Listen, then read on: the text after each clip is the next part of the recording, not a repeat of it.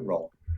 Hello, everyone, and welcome to Nuuli Forged. We are a 5e actual play stream that takes place in the world of Nuuli, which came out of my brain, and 6 of my friends are brave enough to play in, but obviously they haven't made it because there's only 3 of them here tonight. Unfortunately, Jeff, who plays Selenar, and Amber, who plays Ozo, both have prior commitments, and Tanner, who plays Lunina, is feeling under the weather this evening. So we wish him a speedy recovery and hope he feels better soon. And we're sorry that the other 2 have to do stuff that requires them working and not playing, because that's always lame. Tako-sen Mashu, so good to see you again. Yay! Oh, hey, NYC Zombie, thanks for the resubscription. Welcome in again. Wonderful. Well, this is going to be a quick round of introductions, but let's do it anyway. So I'm going to need somebody to go ahead and roll me a D30 this month. This month? Yeah, it's a D30. Is it going up by 10 every month? No, it No. was 31 last month. It was 31 last month. It has to do with how many days there are. I've got it. Hello, good to see you. Thanks for the Nat Pikachus. 30. Ooh, a nat Oh. 30. Ooh. Damn, Ooh. that's rough.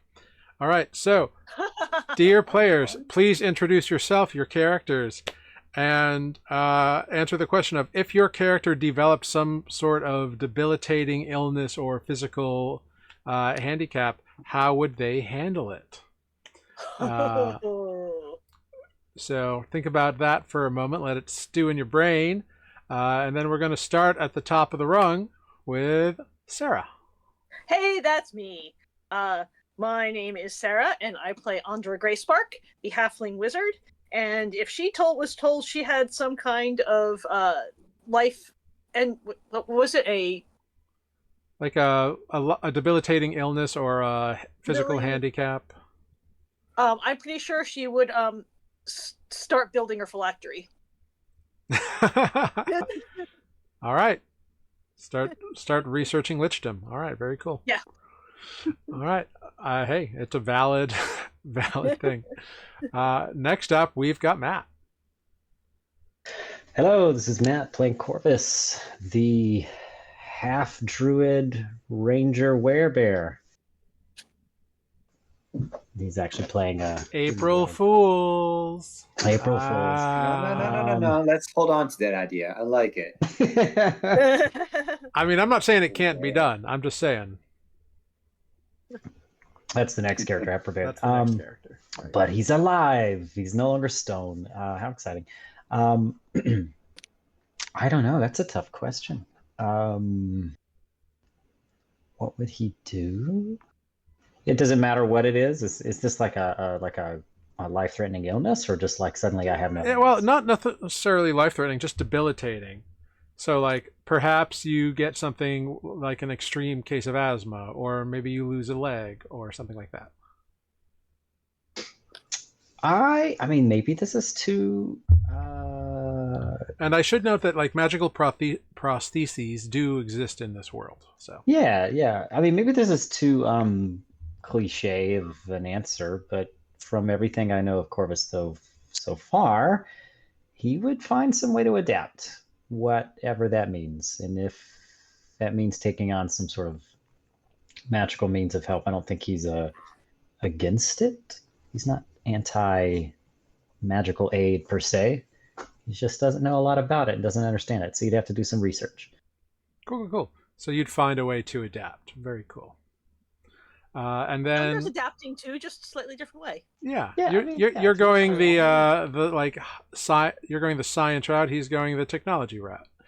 I'm embracing. You're like, this mortal body is holding me. Which back, brings like, us stronger. And then... Yeah, which brings us to Mike.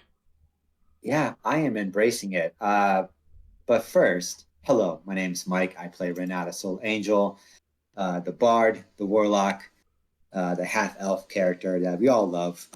And with any sort of illness or disability, he is going to go all in, build songs off of it, play it to the crowd, get their sympathy, and just milk it for all it's worth. Okay. Yeah. Very fair. Well, that's great. Thank you. And my name is Jared. I play everyone and everything else that is not the 6-player characters. And, there are people on Nuuli that players have met in the past that have debilitating illnesses and handicaps, and they function in a variety of ways and have adapted or not, as depends. So, as I said, magical prostheses, prosthetics, whatever, do exist on Nuuli. They are a common magical item, so they're not crazy expensive. So like people can generally figure out a way to get them, but that doesn't mean everybody does. Some people don't, and some people unfortunately cannot fix their illness because hey, it's Nuuli's not a apocalyptic world, but it's kind of harsh at the moment. So it's all good. But indeed, as I said, we are down a Lunine, Ozo, and Selenar this evening. But let's recap what happened last week with Last Time on Nuuli Forged, shall we? Last time on Nuuli Forged, the Dead Ringers faced a group of animated constructs that barred their way towards the green pyramid of Shorebank, with Lunine and Corvus turning to stone from their adversaries' attacks. However, hope was not lost, as Ozo had some certain hunch that the petrification was not permanent. Something deep within them knew that there was something different about these attacks. The Ringers then decided to pass the night nearby, and the following day, after Ozo inspected the debris of some of the shattered living statues of the night before, and learned that indeed their hunch was correct, as the inner parts of the statue had begun to soften and the outer parts still remained stone but were much thinner. So it was kind of gross, but still very illuminating. Selenar had Mr. Whiskers catch a rat for Andra for some purpose and attempted to give her a feather, but the feather disappeared because Mr. Whiskers is indeed a Fey summoned creature and not actually a physical bird at the moment.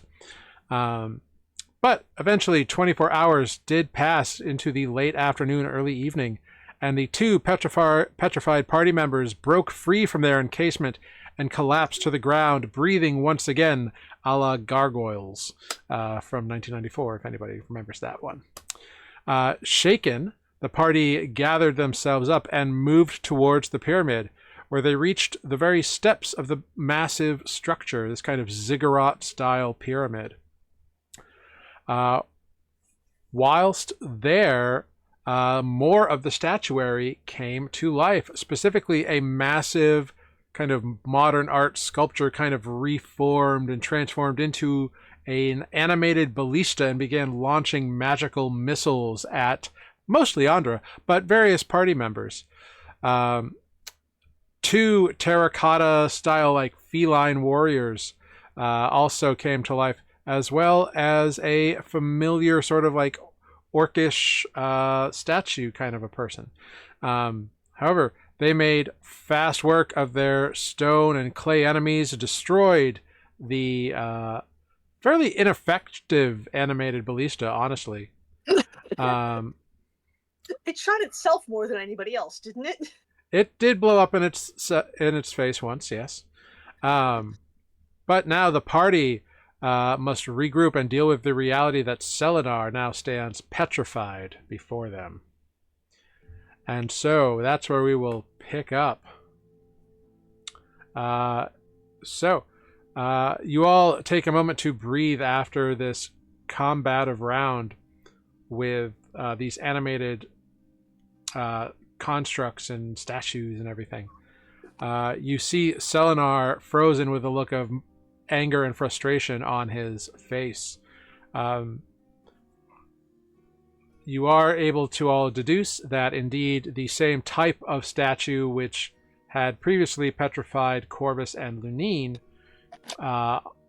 was the same type who has affected Selenar. So you think the effects are probably along a similar sort of deal. Right. But yeah, you are now out of combat. There are statues around you. Some are ruined. Andra, you had previously made it to the top of the temple, or the pyramid rather, the ziggurat. Right, and I'm standing in a little gazebo thing. Yeah, it's kind of like a little like stone gazebo, and there's no doorway or like entry port up here that you can see at this glance, this quick moment. Corvus, you have been kind of like bumping around in the underbrush, kind of dodging, ducking, and weaving, and you're able to emerge safely. And Renata, there is one of those destroyed, burrowing metallic figures right on the ground by you, as well as like a broken terracotta style feline.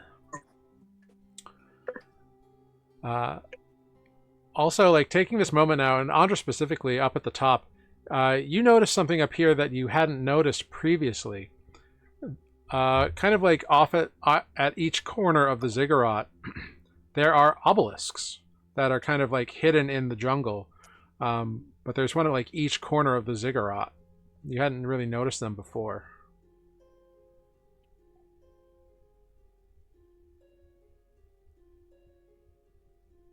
Huh? I just checked my internet. Oh, Problem. hold on. Is everything okay? I'm having an No. issue with my internet as well. Speak for yourself. I'm not having an issue, but maybe you are. Yeah, I was going to say, Jared, you sound like Definitely. Max Headroom. I don't know that reference, but I don't know. I said Mr. I- Roboto. do I sound okay now? Like, has it passed? Yes, it has Now it's passed. better. Yes. Yeah. Okay. Does anybody need me to repeat anything that I said? All of that last part. All of yeah, that. like Okay. yeah. I hate to do it. I mean, Okay. not all of that. Yeah. Everything from Basically, we noticed Jeff something is new. petrified. Yes. So you've noticed something new. Indeed. Up the top, there is no sign of an entryway. But Andra, you do notice something that down on the ground you hadn't like clocked before. At the corner of each corner of the ziggurat pyramid, there is an obelisk, like in the jungle a little bit away from the corner of the pyramid. So you can see them kind of spiring up out of the vegetation. Renata, there's like one of those busted bronze burrowing things kind of on the ground near you that you guys destroyed. Yes. And Corvus, you have Yeah. kind of emerged from the underbrush to this scene around you. Lunine and Ozo seem to be like dealing with the destroyed remains of this animated ballista. And that's kind of the scene that you're all in now. So, what would you like to do?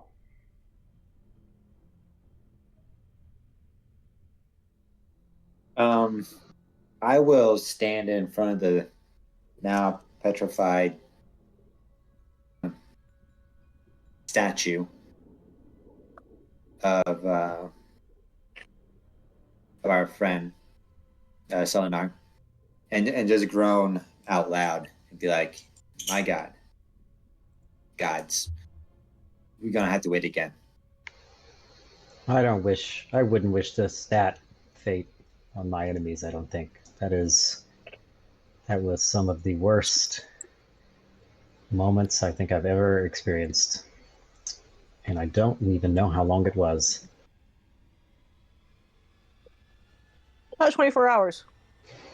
Seriously? Oh, wait. Way up on the hill. I can't talk to you. Way up on the thing. Oh, yeah. So Sorry. I guess Renata would know how long it was there. How did you feel? Said Corvus asked, like while you were trapped.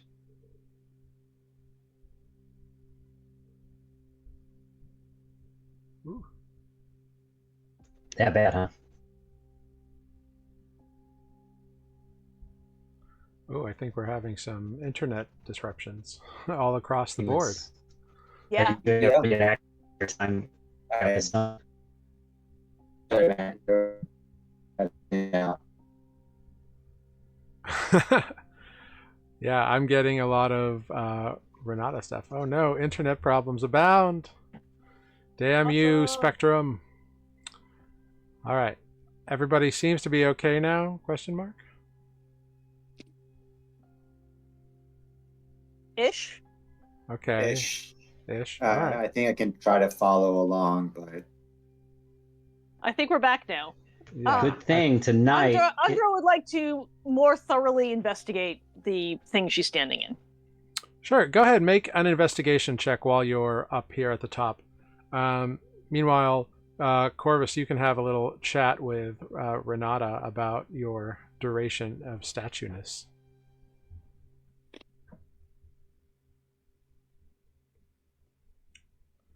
it was the longest 24 hours of my life. There you go. Absolutely sucked. It did suck. It sucked Between- more for me than it did for you. Why is that? Did you I have had to to go to wait, I had to wait around for you. I really hate waiting. The show must go on. It cannot stop for these technicalities. I'm so sorry. There was a moment where I totally forgot who was trapped last time with me, and it was Lunine, not Renata, Yeah. of course. Mm-hmm. I asked the wrong question, but you gave me the correct answer, so thank you. Worse, 15 because on my you investigation. had to wait on me? I was trapped in a state of panic for an undetermined amount of time. Were Thought I you had in a state died. of panic for 24 hours? Did you feel anything? It felt Oh, like you're an petrified? eternity. Did it I really don't know, now? Jared. Actually, let me turn to the DM Yeah. for that. What would I have felt Insight as check. I was Are you- trapped in I stone? call your 'Cause bluff. You felt yourself turn to stone, and it was terrifying, and you existed as just consciousness and nothingness. You didn't clock the passage of time like in minutes or seconds, but your mind was active. And it was like being trapped in a room that you could not see, but it was not dark. And you could not hear, and you could not feel. It was like disembodied existence. This is actually what I assumed, so thank you for verifying. I'm going to turn with that extra bit of info to Renata and say, Renata, I wasn't sure I was even alive still. I don't know what state I was in. And I'm not certain it wasn't death. But I didn't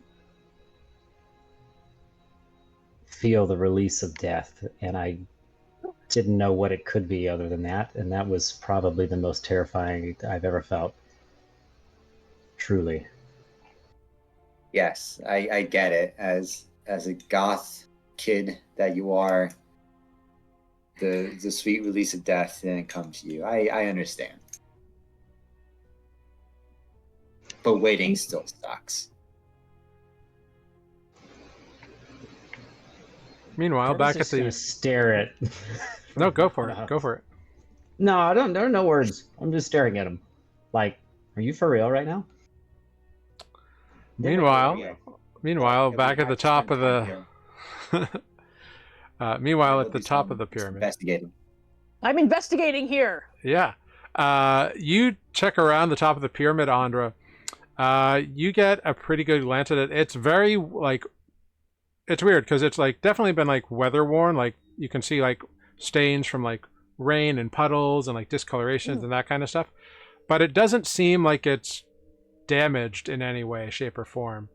And you don't notice any sort of, like, carvings up on this level, or levers, or buttons, or other, like, access points. You try a few stones, and they all seem to, like, be interconnected and laid into one another. It seems like it is, for lack of a better term, impregnable.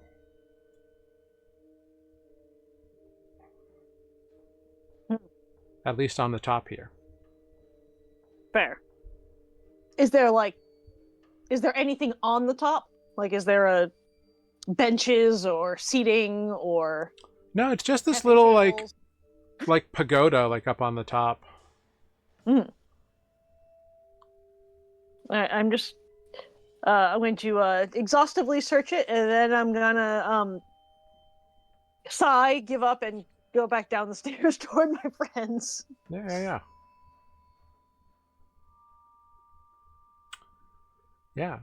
So Andra learn? rejoins you. Well, I don't know where the door is, but it's not up there. Then it has to be on the first level, ground level. So I will explore around the perimeter. Yeah, everybody can make another investigation check as you like look around this area here. Yeah, my first one was better. All right. Cool. So 16. you're all looking around. You all notice a few things. You all notice that like all along the first level there are carvings. You see that like this ancient looking green stone. There's 4, and now that you're all like kind of looking, you notice these obelisks kind of like off a few, like maybe like 10 feet away from the edges of this ziggurat pyramid, and they're just kind of like big obelisks that like go up through the trees and then kind of just barely peek out above. Can I touch these obelisks? Yeah, you can stick your hand out on one. They are smooth and cold to the touch. Do they have any carvings or anything in them? So the obelisks do not. But the base of the pyramid, this first level that you are all like looking around, is indeed littered with all kinds of pictographs and iconography of like strange looking skeletal creatures in like groups, or like rising from muck and mire, or like performing tasks of moving things from, or pushing things, or like fighting other things. It's very interesting to some of you, maybe more than others, but you all kind of notice these things. Renata, as you are kind of looking at these things, you do notice something that's kind of a little different. There is like a big carving of like a skull kind of right near the stairs, and one of the eyes is different than the other one. Like most of the eyes are just like a carved out circle, but this one is filled in with like black stone.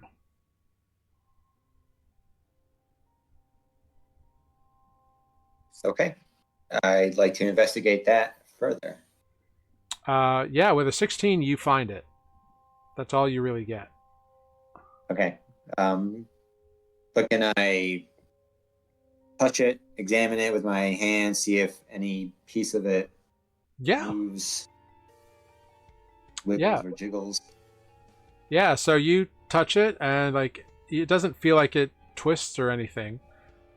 But like you touch it and you push in the eye on the skull. Mm-hmm.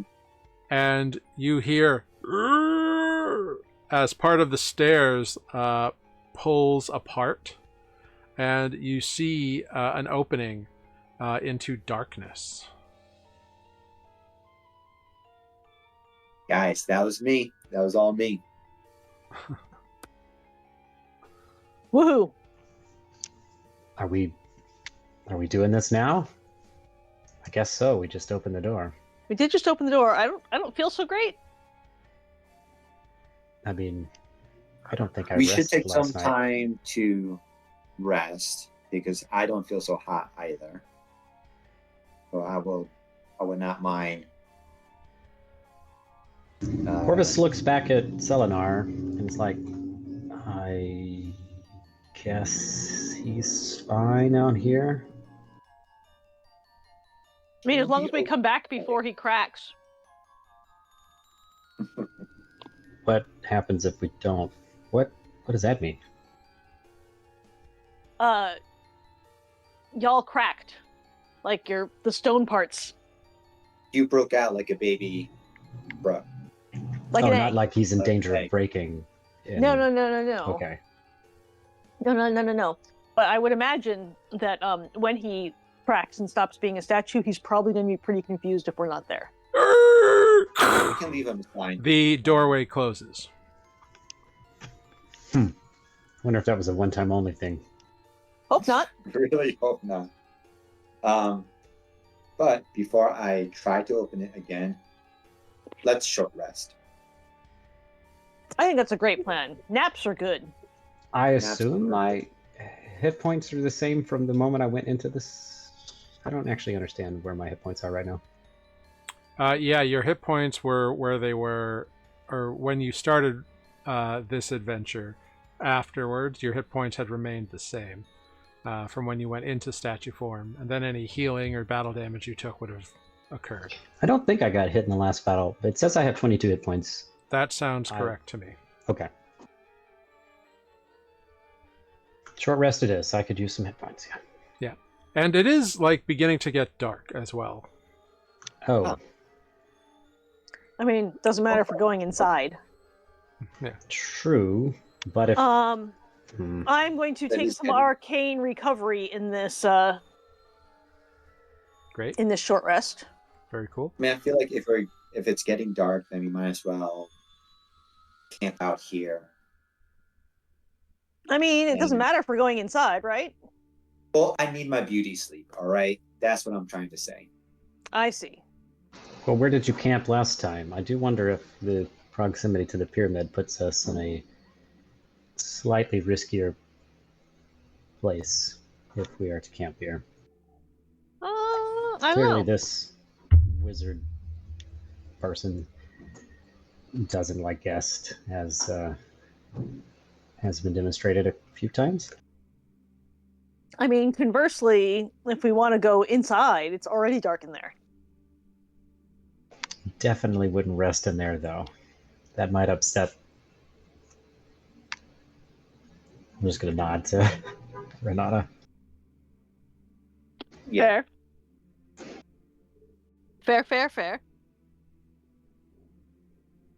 Well, if what you say is true about the stone time, we're not getting Solinar back in the morning anyway. No, not until the evening tomorrow.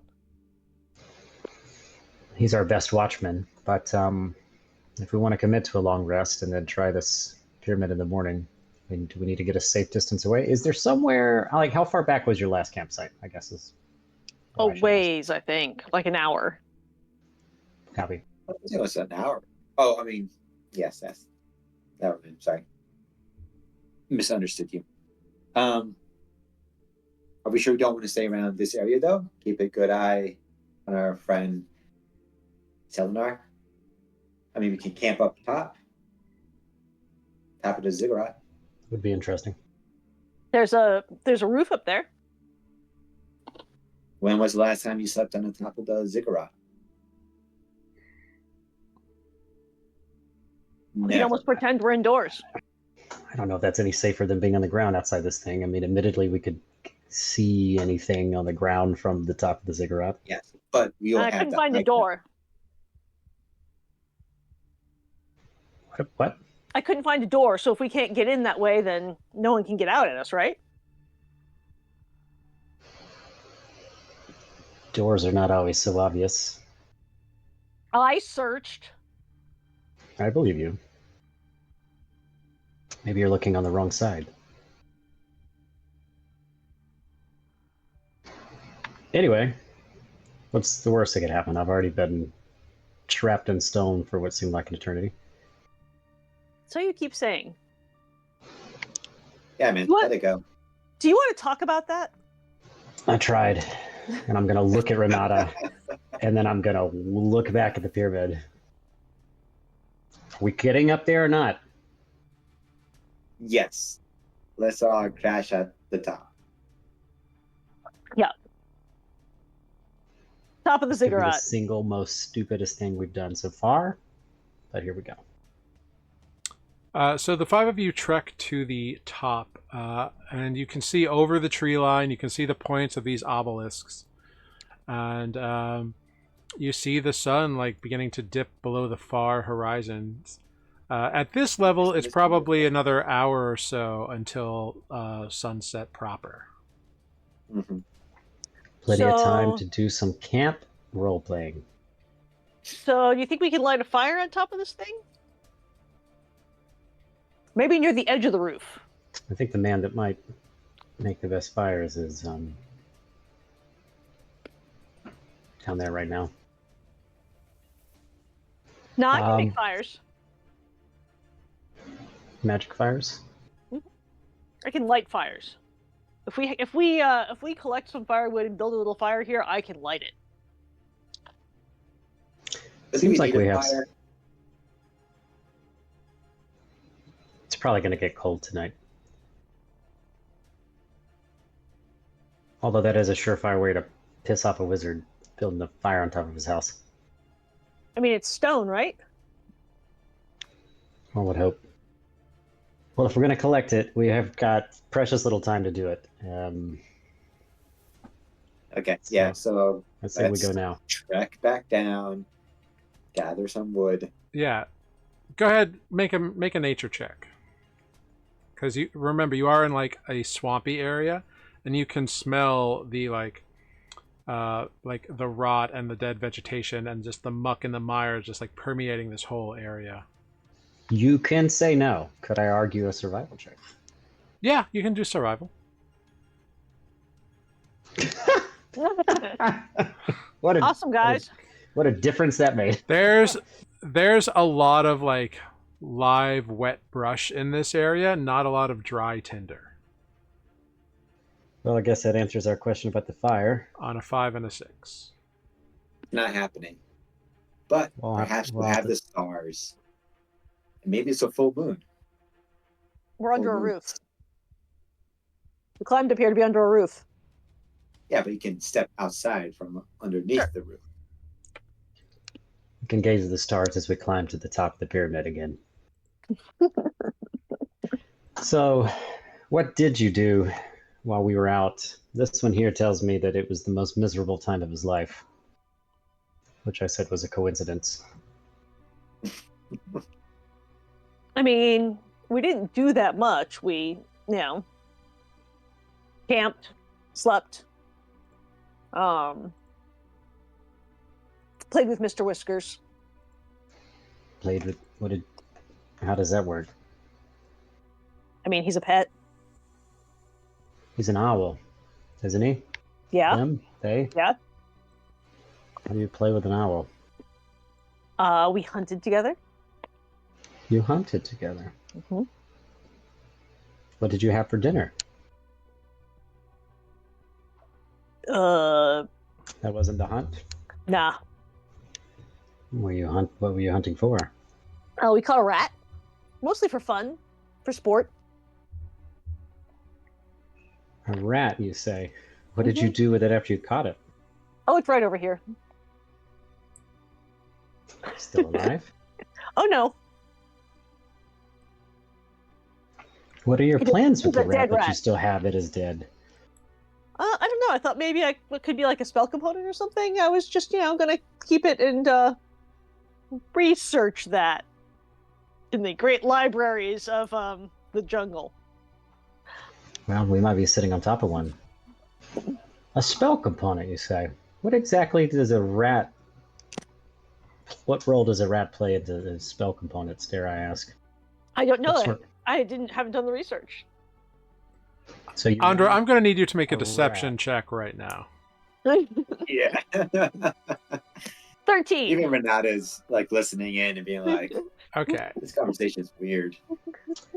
And is that against my passive? That's against passive insight. What is your passive insight? Is it a 13? It's 12, so 12. They beat it. Okay, yeah. Jared, right. I want to take this moment. Yeah.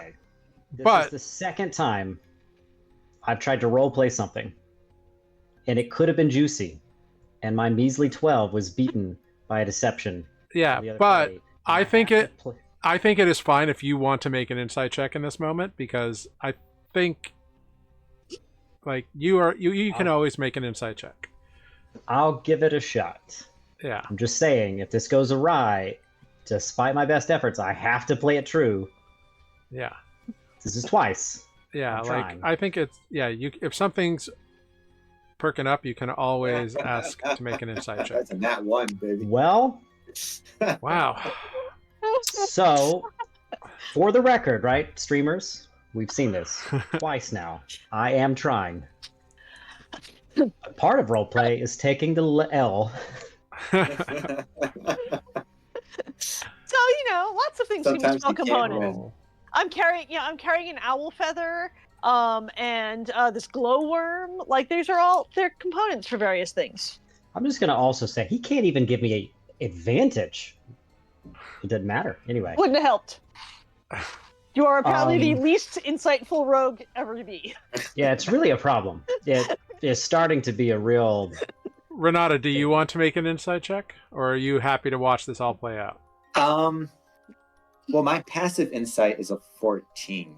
Then you know that Andra is deflecting and not telling the truth. I'll give you a moment to step in. I have more.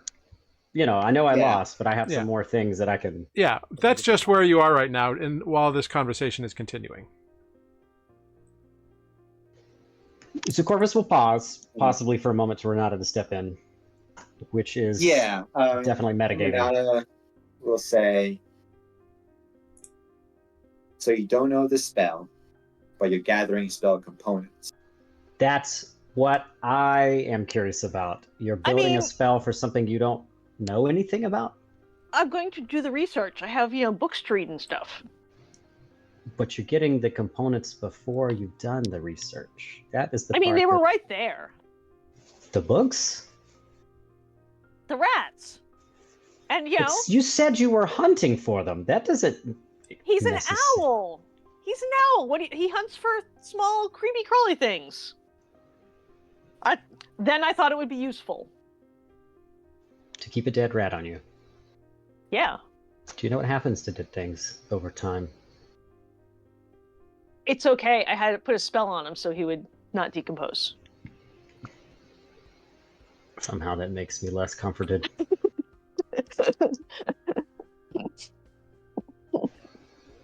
So, you're going to do research at a future date for a bunch of items that you've been trying to collect for a thing that you're not really sure what it does. Yeah. How about this? Science. What do you hope it does? Andra, is this thing dangerous? I don't know. Do you want it to be dangerous? Not to me. To us? Not to you. Why not?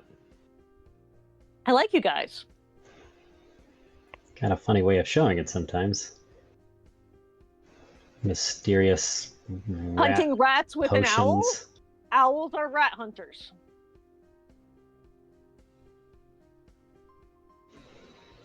And also their feathers are really pretty. See, I have an owl, but it's a different kind of owl than Mr. Whiskers, so I hoped I could add to my collection. Do you pull out the feather? Yeah. You go to pull out the feather and it's not there. The owl feather? I had 2 feathers for a while. One feather vanished. Oh, okay. I forgot that you had just another feather lying around. I had two feathers, and then I tried to get Mr. Whiskers' feather. Yeah. Mr. Whiskers' feather vanished. The one feather vanished. Back in the last town. Yep. Gotcha. Okay. I have an owl feather for Featherfall. Right. And the other feather is for what? It's the only this is the only feather I have. But they're pretty. They're useful, and this is useful in a spell. It's what I use to not hurt myself when I fall off of tall things. This feather is a component in it, and I also think it's cool. So I was hoping I could collect more feathers. Okay. Well, remind me later tonight. I'll show you my feather collection. Sounds good. Also, that sounds vaguely threatening. It did sound a little threatening, didn't it? Sorry. The monotonous of Corvus's voice does apparently come off as vaguely threatening. Come on over, and I'll show you all of my swords and knives. Sharpening my dagger. This one's my favorite. Okay, I'm gonna put a pin in that for now. How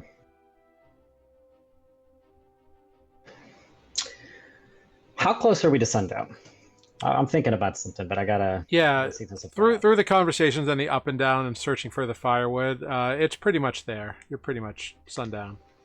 Would we like to talk about watches at this point? I think the three of us are gonna have to do the watches because Yes. two of our party members are being really fucking weird right now. They're just not saying anything. Shadowy and indistinct. Yeah, you hear Ozo and Lunine talking about like some kind of like where best to punch these things if they come alive and again. They've been doing a lot of patrolling of the like remaining statues and kind of been investigating that. So they've been kind of busy because Those aloof. Yes. Just been aloof. Yes. And you hear them talking about how like one of the statues had like what looked to be like some kind of like graffiti carved into it, like Ives something carved into one of the statues. That graffiti artist gets around. Another thing that I failed to notice, so I'll never bring that up ever again. Gosh, I miss Spook some days. Anyway, what do you mean watches? I'll go first. I know that hasn't always worked out, but I don't think it will get better for me the darker it gets. I'll wake Renata. Right, and then I can wake up.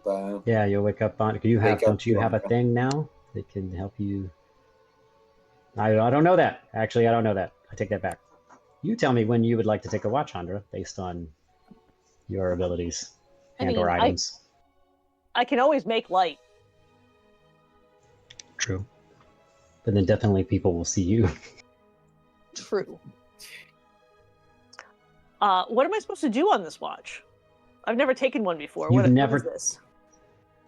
I'll tell you what. I'll wake you. We sleep at night. You'll take second watch. That's okay. I understand. You'll take second watch. I'll wake you, and we'll just have them. I'll wake you up a little bit early so we can have a moment to talk about what to expect on the watch, and then you just make sure to wake Renata. When?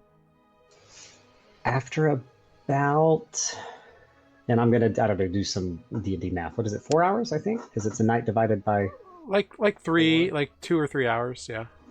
Oh, okay. It's only 2 or 3 hours. Yeah, 3 hours. It's not the end of the world. You'll still get a full night's rest. It's just we'll talk about it tonight. You get a little bit of take a nap. I'll wake you up in a couple hours. Does that sound okay? All right. We're probably safe up here. If something goes wrong, though, you need to try really hard to wake the rest of us up. Okay, I can do that. All right. Good night. Or as everyone's staring at her. Or I don't know. Do y'all go immediately to bed? And that's how it works, right? Like if we try to stay up, then we'll suffer a level of exhaustion, right? That's Correct. Yeah. Nandra will probably look through her books for a bit before she goes to sleep.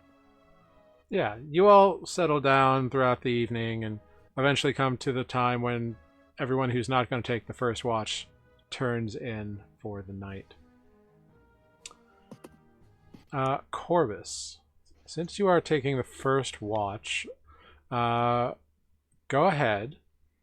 Make a perception check. You can't really see very much because you're up on top of this pyramid and it's dark. Go ahead. First of all, actually, before you make a perception check, go ahead. Just roll a d12 for me.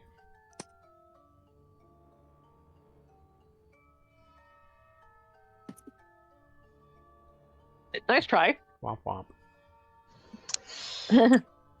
Great. So it's a clear night. No like mist or rainstorms coming through. The moons are not full, but they're like the smaller moon is a little bit blocking some of the larger moon. They're kind of like 3/4 maybe each. You know, it's a typical night. The stars are pretty bright here, actually. So I'd say you're in dim light. But you can't see much beneath the canopy. Obviously, you can kind of see a little bit down the steps, but that's about it. But you can go ahead and make a perception check, see if you hear anything on your watch. And I'm gonna, at the risk of freezing my ass off, I think I'm not gonna make a fire, cause any light. I'm gonna try to stay hidden up here on my perch. Mhm. Oh, jeez, what is happening? Cool. I haven't Better rolled than above your a insight. 10. Yeah, it's true. I haven't rolled above a 10 all night, though. All right. So, as you are on your watch, you don't hear anything too crazy, and that kind of gives you time to think about the last couple of days. You know, you returned to Stone petrified and had this kind of wild, not out of body, but like intra body experience where you could feel In-body. nothing and only had like awareness, but not of where you were or what you could see or hear or feel or taste or touch. So it's very disconcerting. And as you kind of push your memory farther and farther back, you go back to the night before all that and the night before that, when that strange elf appeared in the middle of the night looking for Lunine. Yeah, You know, what's his name? you didn't really talk much to him, but Renata mentioned him, and Lunine kind of mentioned him. Ah, yes, okay. But like, there's just something weird about all of that. Like, an elf appears in the middle of this island Lunine happens to be on, and then turns into like a giant mushroom and disappears again. And then Lunine gets all sullen and sad. It's significant to at least Lunine, which, after having spent months traveling with all of these people, Lunine was very driven to get here and find a way home. And after hearing from this guy that he should not go home, it's affected Lunine in some sort of way. And you're not sure what the answer is, and you're not sure what you should do about it, maybe. But it's something that you do think about. Like, that interaction is still fresh on Lunine and on you.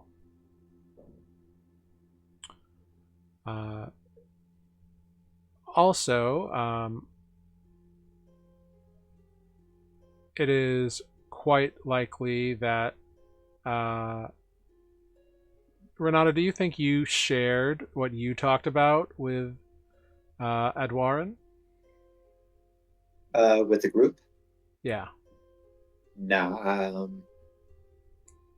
no. I would have respected Okay.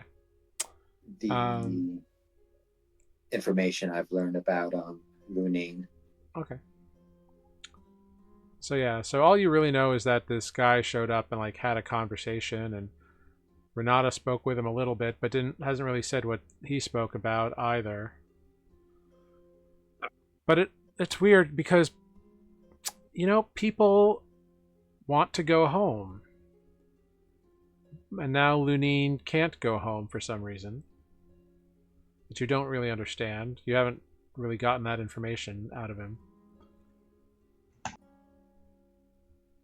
And I think you focus on that because that's something that you can relate to. You know what it's like to lose your home, to lose your where you think of as home, the people you think of as home. You know what that feeling is. And it's interesting that you're here when someone else discovers it, when you discovered it so long ago. But you happen to be in company with them when they do. So I don't know what that means to Corvus. But it does send your mind thinking back to when home was a place that you knew. And you had people who cared for you, or you thought they did, and who you definitely cared about. And the fact that sometimes people go away without coming back is hard. And sometimes when you go away and you can't go back, it's even harder. And you've shared with Renata that your mother left you. But that's not all that you've suffered. And I think, given all of this, you think about where your life started and where you have gone to, and how you've ended up here with these people who you've spent more time with than anybody else in a very long time. You've developed bonds and ways of working together. But also, you know when people are withholding stuff and not being as forthcoming, because that's your job. That's your line of work. You might not be able to clock every lie, but like there's a vibe that you just get. Like everybody's holding something back. And I think you begin to wonder how long that can hold and the status quo be maintained.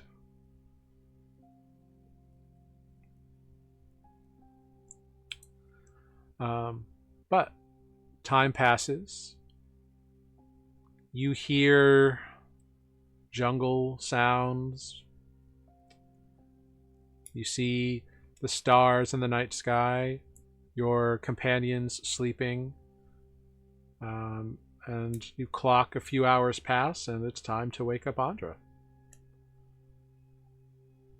All right. I'm not entirely sure I'm prepared for what's going to happen next.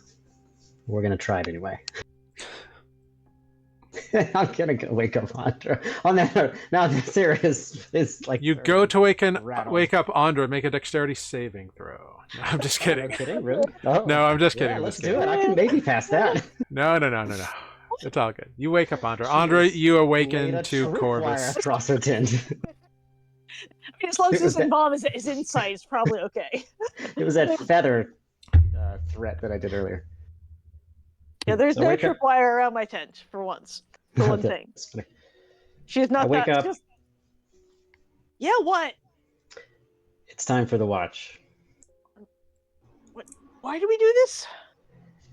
It's to make sure that the rest of us can sleep soundly without anything sneaking up on us. And besides, it's a nice moment to sit and reflect on things. Okay, but I'm real squishy. Like, if someone sneaks up on me, I'm probably dead. Well, hopefully you're at an advantage being at the top of this pyramid. Just try not to draw too much attention to yourself. And if you do see something coming, you can try to wake us. I can speak from experience when I say that if you try to take on whatever it is alone, chances are you're going to regret it. Oh, I'm sure. I know I did. I'm little and frail. You're not as frail as you look, I imagine. Listen, I did some reflecting tonight. And I wanted to say I'm sorry if a pool? I mean, not that I've noticed. What were you reflecting in? My inner thoughts, which is much worse than a pool, I assure you. But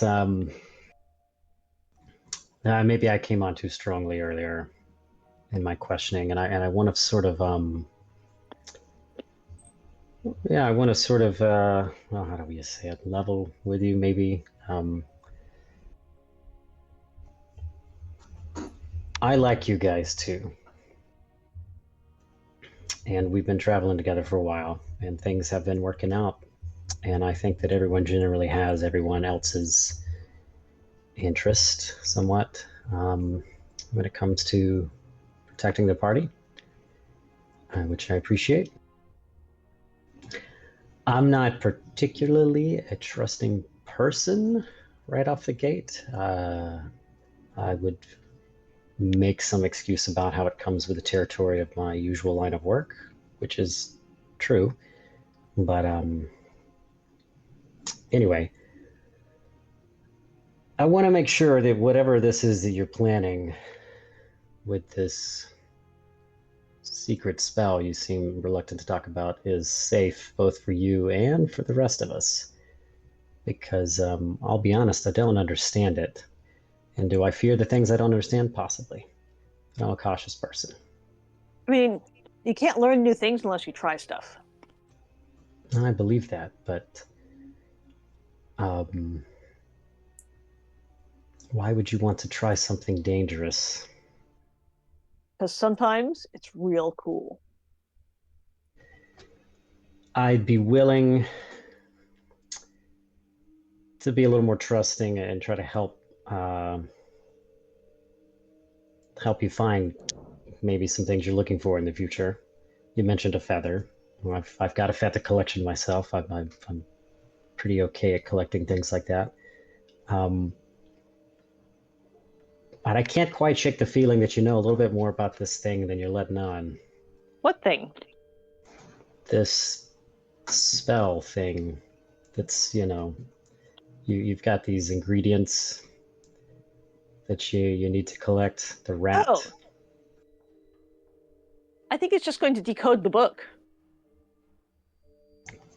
But what's in the book? I don't know yet. You're not even concerned a little bit. I'm excited to learn new things. Where did you get the book? From that guy in Mandarian. Oh, is that the one you bought from the bookstore? No, back in Mandarian, back where we started. Oh, sorry, not Cliffside. No. What kind of book is it supposed to? One of your buddies gave it to me. One of my buddies? Which one? Big, ugly guy. That definitely doesn't narrow it down. Name Sarah has completely forgotten. The ugly guys come in all shapes and sizes, trust me. I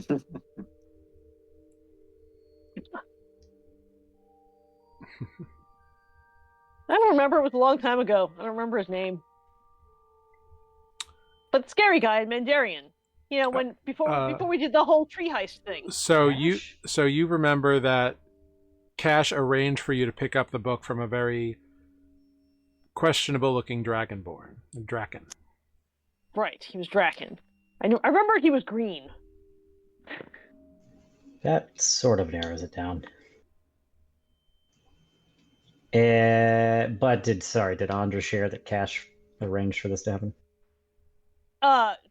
It was from the heist where he fell out of the tree. There wasn't a book at the. I mean, there was. No. But it was the other one. It was the ledger. No. The guy who sent us there gave me this book when we said we'd do it.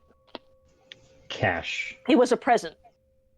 Cash gave you this book as a reward. No, the other guy. The green dude.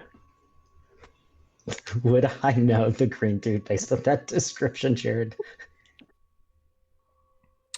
The green dude doesn't really narrow it down very much. I didn't think it would. The Draken. Does the green dragon narrow it down at all?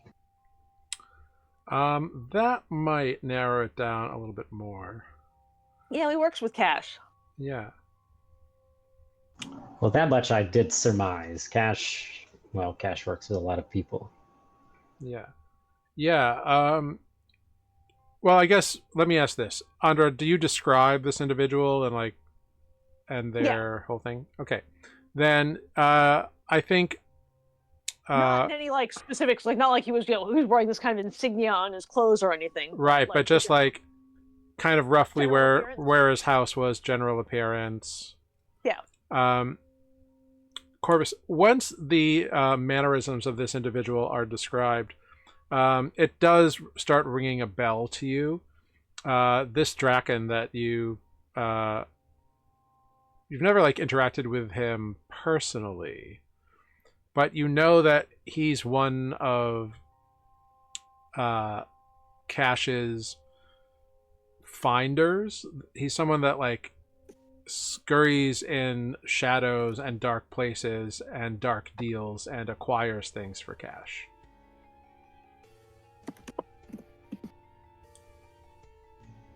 What would be the end game for Cash?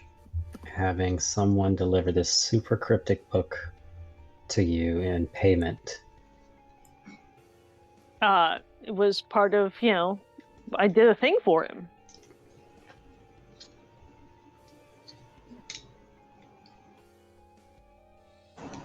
Andra, are you here to kill any of us? Any of us? Yes. No. Why would I do that? Everything else we encounter seems really bent on doing it for me. Or not for me, but... Why are you with us? Because if my dad finds out I've been kicked out of school, I'll be in big trouble. Insight check. I know this is going nowhere, but I'll try it. Yeah, make an insight check. And in this moment of vulnerability, you can do it at advantage. Well, that helps a little. On a 13, Andra, what does Corvus read on Andra's face with a 13 on an insight check when she reveals this information? A little bit of fear, horror. She's really concerned about what her dad might do if he finds out. Like, she is in fact terrified of her dad, or not terrified of him, but like concerned about the repercussions. Does this drive you to this sort of research that you're pursuing? Does what drive me to it? That's just fascinating. The fear of your father discovering you got kicked out of school, or maybe you failed in some way? No, I didn't fail. I was too smart for that school. They kicked me out because I was smarter than the other kids. Smarter than the other kids. Doesn't seem like a thing they'd kick someone out of wizard school for. I mean, maybe I didn't get along with them all. Do wizards get along? No, not usually. And they're still in school. I find you intriguing, Andra. I just want to make sure. I just want to make sure you're on our side. Listen, yeah, secrets can be dangerous when they lead people to suspicions. Trust me. Why, are you suspicious of me? I have been, yeah. If I'm being honest, and I am trying to be honest. You suspicious of all of us? He says with his face covered by a mask. Yeah. Oh wait, I mean at camp I don't have to have the mask on. I guess I would have had it on. It's probably something I do at watch. So like, yeah, maybe it was still on without realizing it. But I could take it off as a show of That's up to you. I just thought it was funny. That's a good point. Yeah, I'll take it off. Well, I'll ask you one more question, perhaps. I'm just curious. I don't know much about these things. I've been asking a lot about your wizard school just because it's something I don't understand. But I do know that not everyone, but I've heard stories that people, tend to favor certain schools of magic. Is that true? I mean, people have different styles of magic. What would your style be? I don't know. Revenge. I don't know. She says that with a big, like, goofy grin, like, like a... like a cartoon, essentially. Revenge. Cool. Make a deception check at disadvantage. He's like throwing me softballs. Here you go, Corvus. 9. 9. Cool. Finally. Corvus, was being pretty truthful and forthright about like concerns about her father finding out she failed and all the stuff. Like you garnered that to be true or mostly true or true enough. Like you don't think that was a disassembling. But as soon as you ask about like what kind of magic she does and she says revenge and gives you a big goofy grin, that's disassembly. That is obfuscation. That is avoidance. Other big words. Confounding. That is confoundingly avoidant. Consternation. Yeah. No, you know that is not either like revenge isn't a magic school or she's just being coy and evading the answer to the question. Well, if you decide that you know something a little bit more about this spell that you're trying to make that involves a rat and a few other components, let me know. And maybe I can help you find the missing one. But I'll put a pin in it tonight, and that's probably not a phrase that someone of this time period and place would say. I'll put a People lid sew. on the stew. Maybe, I don't know. I always assumed it was a grenade-related reference, but it might not be. No, Yeah, it's, have a it's good from watch. sewing. Don't forget. That's okay. Oh, it's just from Yeah. sewing. Yeah. Oh, Like- that makes sense. Like put a pin in it is like I'll pin that thing there and So it then I'll doesn't get get back away. to it. Yeah. No, not so you don't blow yourself up. Yeah, that makes a lot more sense. I mean both work, but anyway. Sure. Actually, I really had no idea. I was like, it's very cute. You learned something. Yeah, don't forget to wake Renata in a couple hours. Okay. And Corvus settles down into his bedroll and within minutes is asleep after a very long couple of days and very mentally taxing couple of days for him. Corvus, as you settle down to sleep and kind of drift into unconsciousness, you feel a tension in your body. Your body is often tense for different reasons.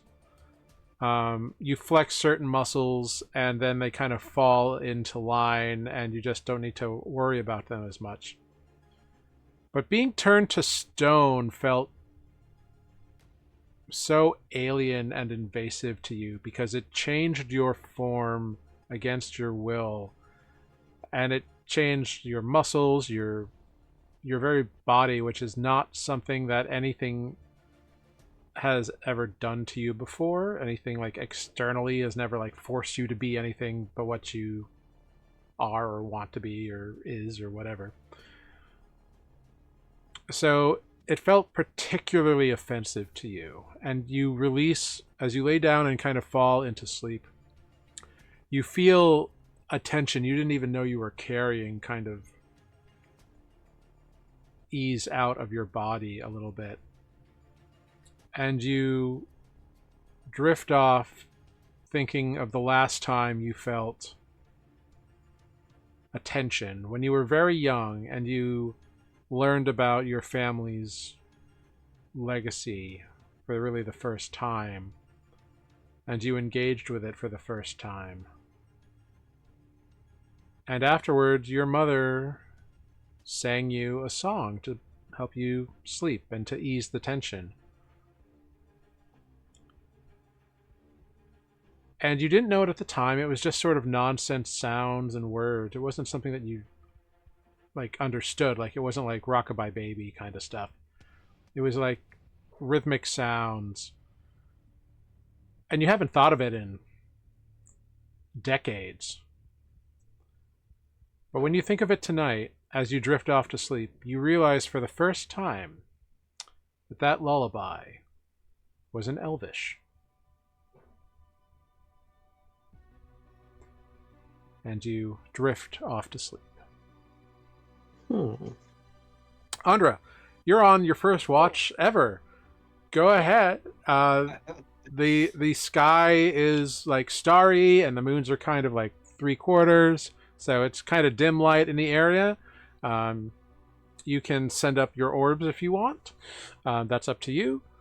I mean, that only gives me dim light as well. So Yeah, if it's already starry and moony, then yeah, I I wouldn't don't. do too much of a boost really. But kind of a similar thing. You can't really see much below the canopy because it kind of like brushes around the ziggurat anyway.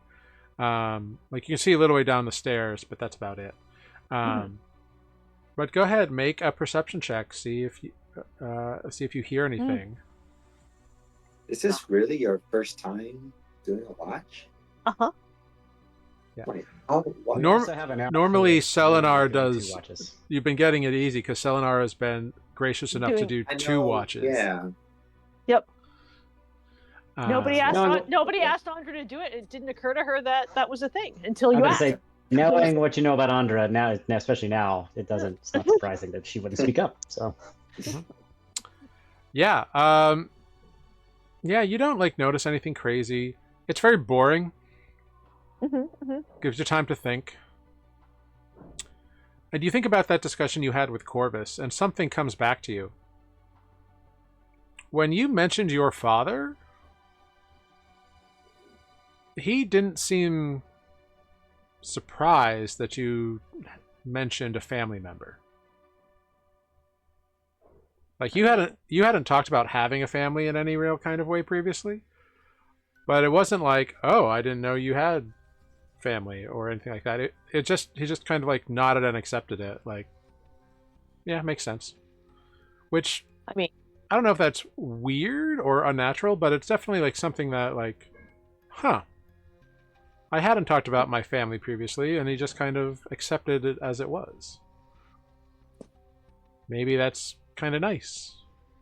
That like people didn't run away when you mentioned your family. well, I didn't mention their name. Well, that's true. I just said my father. Presumably, everyone has a father, whether or not they know him. Yeah, no, that's fair. But still, it was like Yeah. it was just an interesting conversation. And that one thing kind of perks up in your brain for a little bit. And you kind of sit there looking around.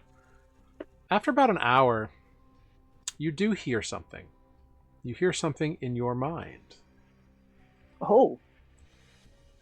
It's a deep, smooth voice with a slightly bit of a foreign accent, but strangely familiar to you as well. Hello, I see.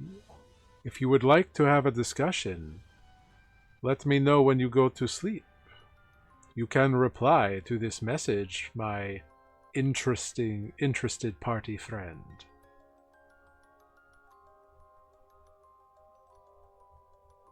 You hear that in your mind. And this voice is familiar to you. You've heard it before.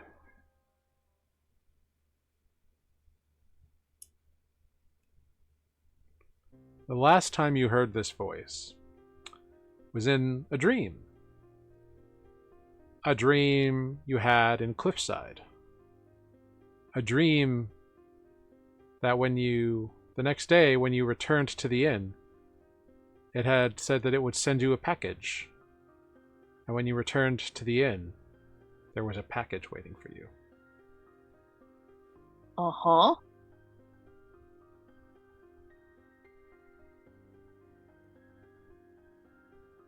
My reply will just be, who is this? New phone, who this? A few moments goes by, and you hear a chuckle in your mind. All good things in time, my friend. I mean you no ill will, and am amused by your studies. I would encourage it. With permission, we will talk when you sleep. Please reply.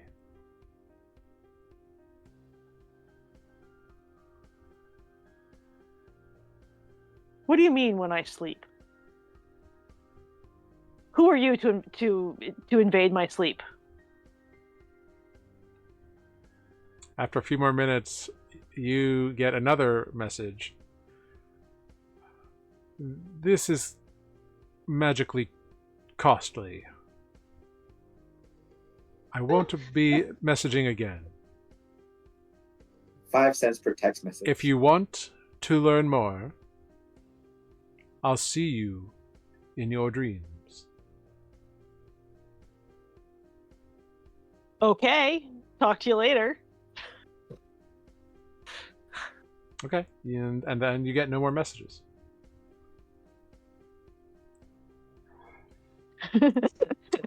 Make an Arcana check for me, Andra. Yeah. 15. Great. You know that was a spell called Sending. Okay. You've read about it in your books. You haven't quite mastered it yet. You haven't quite got to that level. Right. I can only talk to people who are close to me. Yeah, but you know that this spell can reach across entire planes of existence. So it's a pretty useful trick. And you know that when you cast it, you can get a reply, but it's limited in what you can send. Sure. Someone that you know has already tried to help you in your studies is reaching out to you again after weeks of nothing. All right. I'm going to kind of look around. Because I can send messages short distances, I want to take... Do I mean this?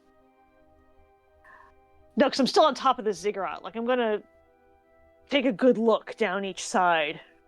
Mm-hmm. Because, whether or not I've studied this, like, I know I can send messages like that over very short distances, and so I'm now looking specifically for a person. Go ahead and make a perception check at disadvantage. Yeah, it's a 3. You don't see anybody. No, of course not. Yeah. What is the range? Oh, Dancing Light's range happens to be the same range as the message range. Okay. Take one of my little orbs and send it down the corner of the ziggurat as far as it can go. Okay. So it flies down. It illuminates in the trees a little bit. You see your little purple light kind of flashing through some dense canopy and whatnot. But no persons. I'm going to send it all the way around at the limit of my sight of it. Yeah, you kind of walk around the perimeter and kind of like watch the orb kind of go around. There's nobody there. When it goes in front of the stairs, it kind of casts light a little further a little bit, and you can see like a little glint off like one of the statues that's up on the side of the pyramid or whatever, but that's about all you see. All right. I will banish the orb still down at the bottom. Like, I'm not calling it back to me. I'm banishing it down there. Cool, yeah. Boop. This is mostly Andra being a little bit paranoid. Mm-hmm. Where is it? Where is the person who's talking to me? I don't know where they are. Yeah. And I am going to... Where's my thing? What does my thing do? Oh, I can have dark vision for an hour at 60 feet, but I don't feel like this is going to get me anywhere. I can kind of see around where I am, and there's nowhere for anything to hide. I mean, if you want to put the eye patch on and activate it, you can. Yeah, why not? For the last hour of my watch, I will. I'll run my my eye patch. Cool. So you put on the eye patch, and all of a sudden your vision goes to as clear as day, like beyond dark vision. This eye patch is giving you like a more upgraded version. Like you are seeing as you would normally. like it's still shades of gray, like you've heard regular people talk about with their like regular dark vision, but you can see like there's something enhanced and magical about it, and you can tell, and it must be because you can see through magical darkness. Like you know that it's part of the spell, you identified it. What you any kind of darkness, as far as I know. yeah, and it feels nice. Like it feels like this is right. And as you look down the stairs, you see forms moving. What kind of forms? Are they only on the stair side? Only on the stair side. That's all you really have access to because the canopy like brushes over the pyramid elsewise. You see them down kind of at the edge because you're like, you're about 60 feet away from them. Right. Peeking over the edge. But you see them kind of moving, and then you hear, and after a minute you hear another, and the forms are no longer within your sight. Cool. I'm gonna wake Renata up. Okay. Renata, wake up. There's something Had down enough. there. Yeah. There's something down there. Oh my god. I quickly shake off my sleep, get up, and look down the stairs. Make a perception check at disadvantage. Or actually not at disadvantage because you have dark vision.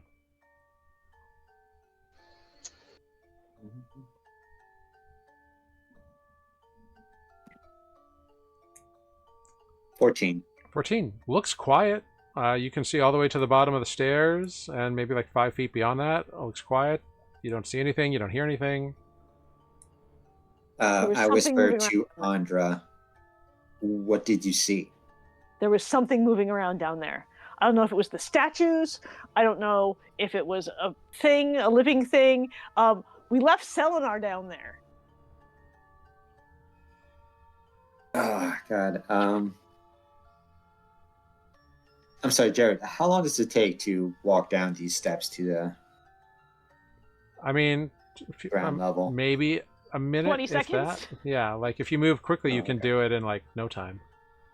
I did it in 3 turns of combat.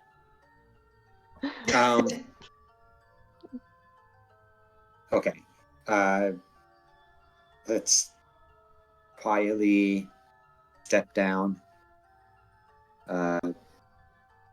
We won't quite wake the others yet, but let's just, you and I, step down stealthily and see what's up. Okay, there was definitely something moving around down there. So, quiet time. All right, so we will quietly go down the steps. Okay. You quietly make your ways down.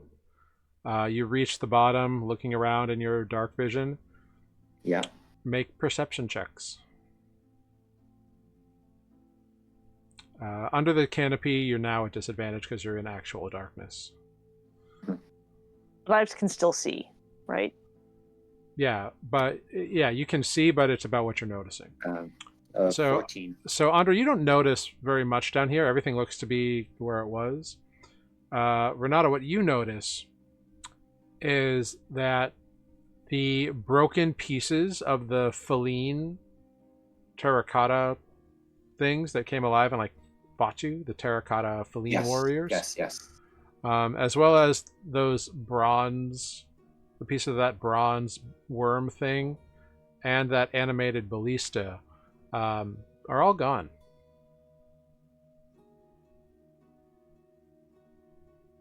Selenar is still where you left him. He's unharmed.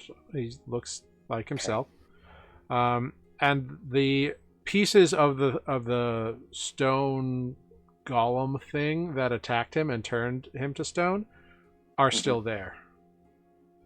It's still there. It's only the terracotta pieces and the mechanical pieces that have been Okay, so I'll whisper vanished. to Andra, hey, the good news is that Selenar is still there.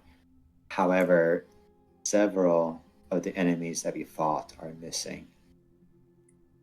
Do you think they have Did you- families that come and collect them? Did you hear anything else? Did you hear the door opening? No. I didn't hear anything. Okay. I mean, there's nothing we can do right now about the missing pieces of our enemies. But Selenar is still safe. All we can do is just wait till morning. But I guess we can just head up and I'll continue the watch. Just real quick, Andre, I don't know if it carried over the Discord to you, but you did hear like the stone opening, creaking noises and closing. Oh, I did hear the door open and closed. Yeah. Okay, sorry, I missed that. So sorry. Okay. That's okay. So yeah. You did So hear yeah. the door. Yeah, so the door opened and closed. So maybe someone from inside just went out and got them. Yeah. I mean, you know, if they were kind of alive, maybe they kind of have funerals and like bury their dead. I don't know. Or they could be glued back together, and we have to fight them again. Or maybe glued back together. It sounds like someone's burning the midnight oil inside, so we'll have to be on our guards come tomorrow. But for now, we need our beauty sleep. Selenar is still safe. And that's all we can do right now. I'll keep watch. I'll keep an eye out and an ear out for anything else. And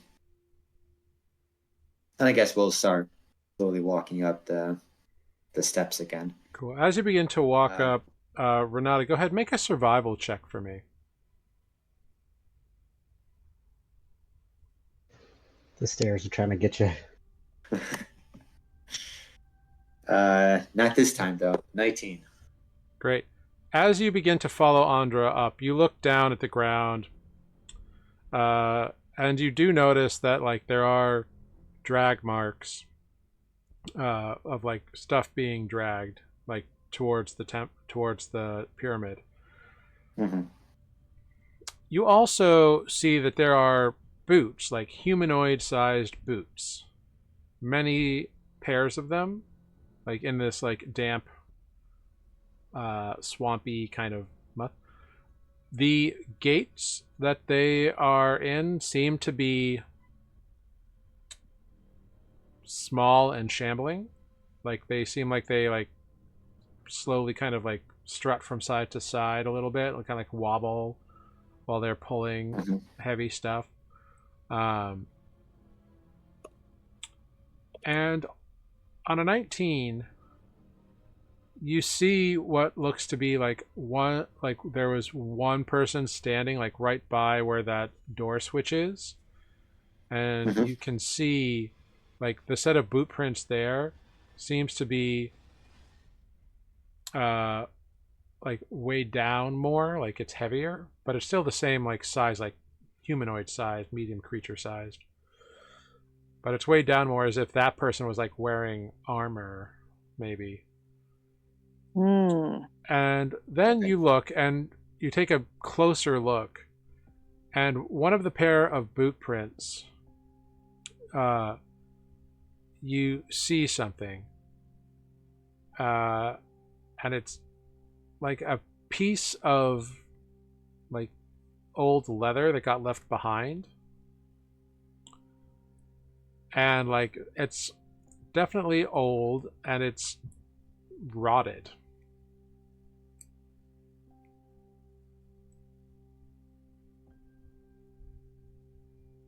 Okay, I'll leave it where it is. I won't pick it up or touch it. Yeah, it's like it just fell off of a boot or something.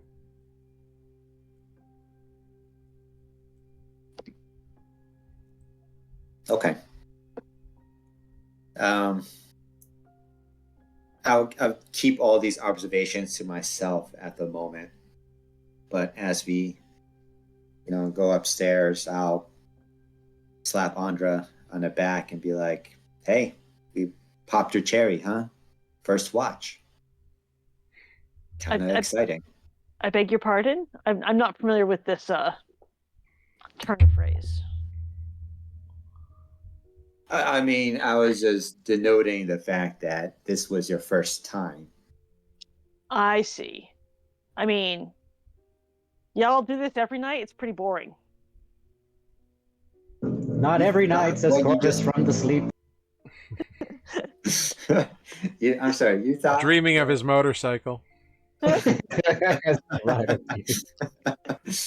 I'm sorry, you thought what you heard, the fear of more somethings in the dark did not excite you?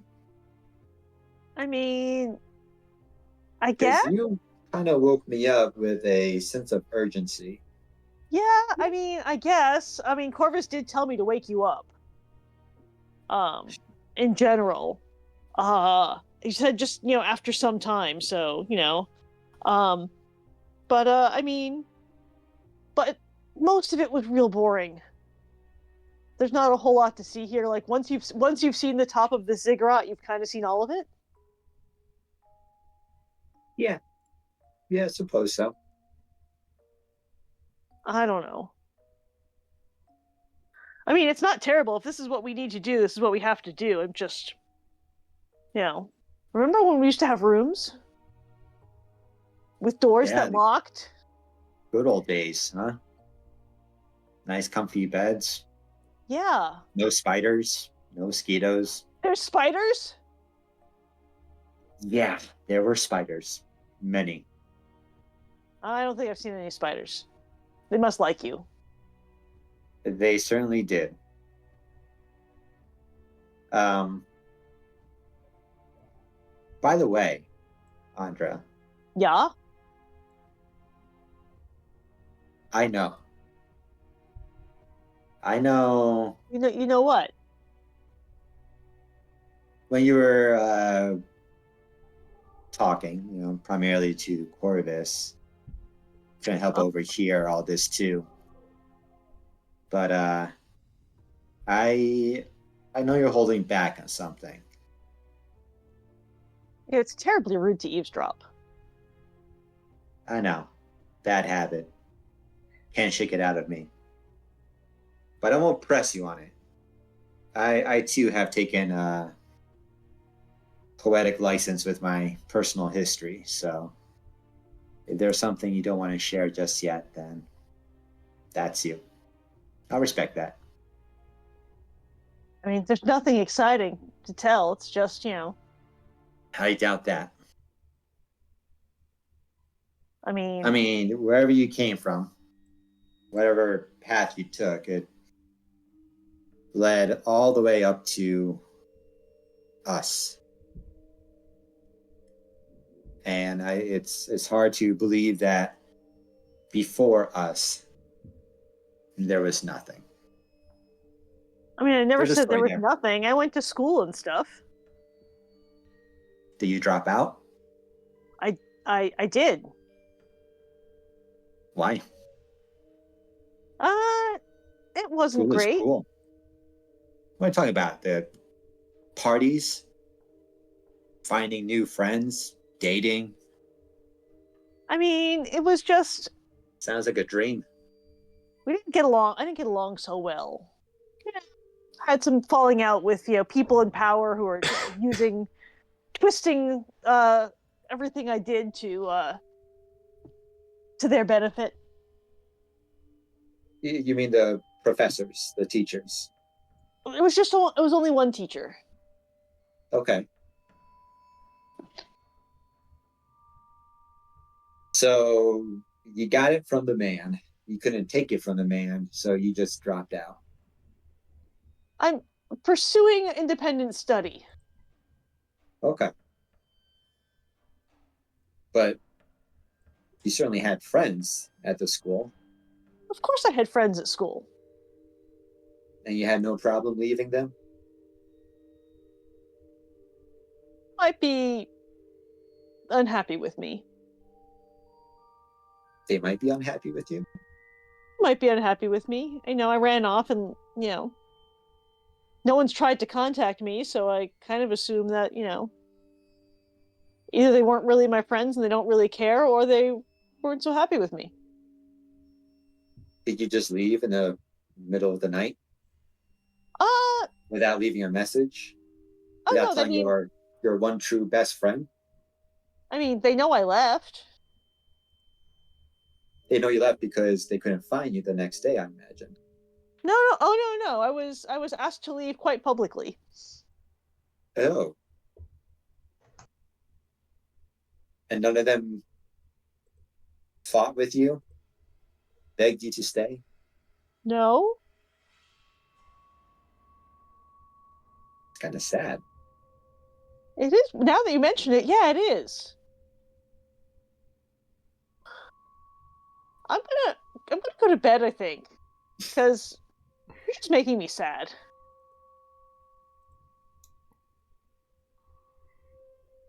Fair. I'm gonna Didn't curl mean up to in do my that, but have a good watch. I Curl will. up in my bedroll. And Andra nestles down in her bedroll for some much needed rest to finish off her nest with these thoughts running through her mind. And Renata begins your watch, and we're going to take a break. We're going to take a quick 5 minutes. We're going to do a quick little short rest here, everybody. So we'll be back in 5 minutes. Thank you all so much for sticking with us around this time. Thank you, Taco Sanmashu, I've Got It, and Polar Knights and D10 for joining us this evening and for giving some chats in the chat. Polar Night. Polar Knights apparently is a barber and likes that all the male presenting people have all the different steps of beard available. Because we've got clean shaven and scruffy and beardo. Yeah, and Tanachi, so- I think, is the I best way to have describe mine. something. You have like 3 hairs. Good job. You look good, clean shaven. Just don't take it for anything. Valentina looked at my face and said, "You have something on your lip." Not a mustache. Ooh, rough. All right. Well, we will be back in 5 minutes. Thank you all so much for being here. Enjoy this little short rest, and we'll see you in just a moment.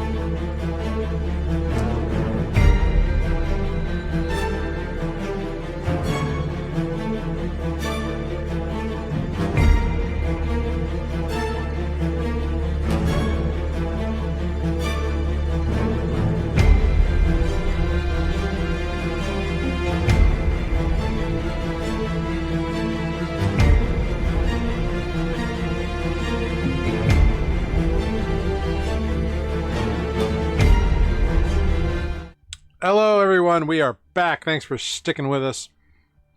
Thanks, I've got it, for throwing up the commands. Everyone else, feel free to use our commands. We got channel point rewards and emotes and all kinds of stuff you can use if you want to like spice up the chat. So feel free. Ooh, spicy chat. Mm-hmm. Love a spicy chat.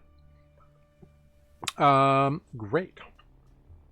So, where we left off, Andra was just settling down to complete her long rest while Renata was rising to take watch. Andra,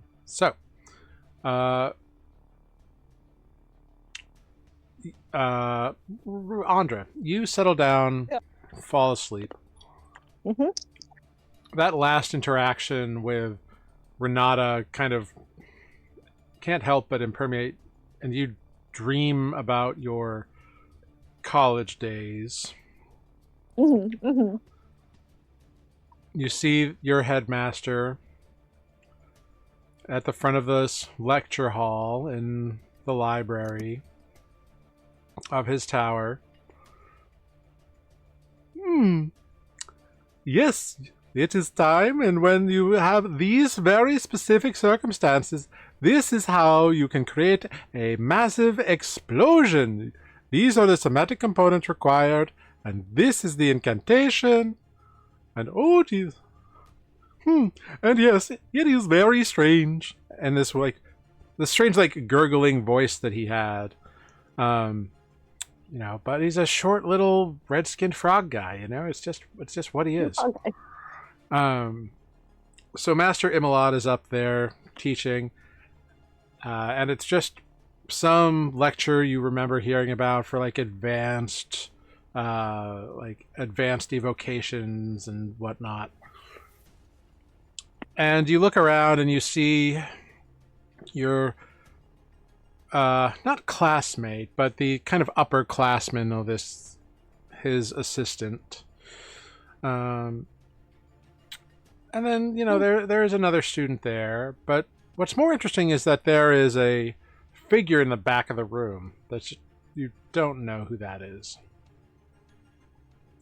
Seems to be dressed very finely in a red and black silk kind of robe with not pauldrons, but part of the shoulder pads. Shoulder pads. Yeah, they kind of go high off and kind of come up to points.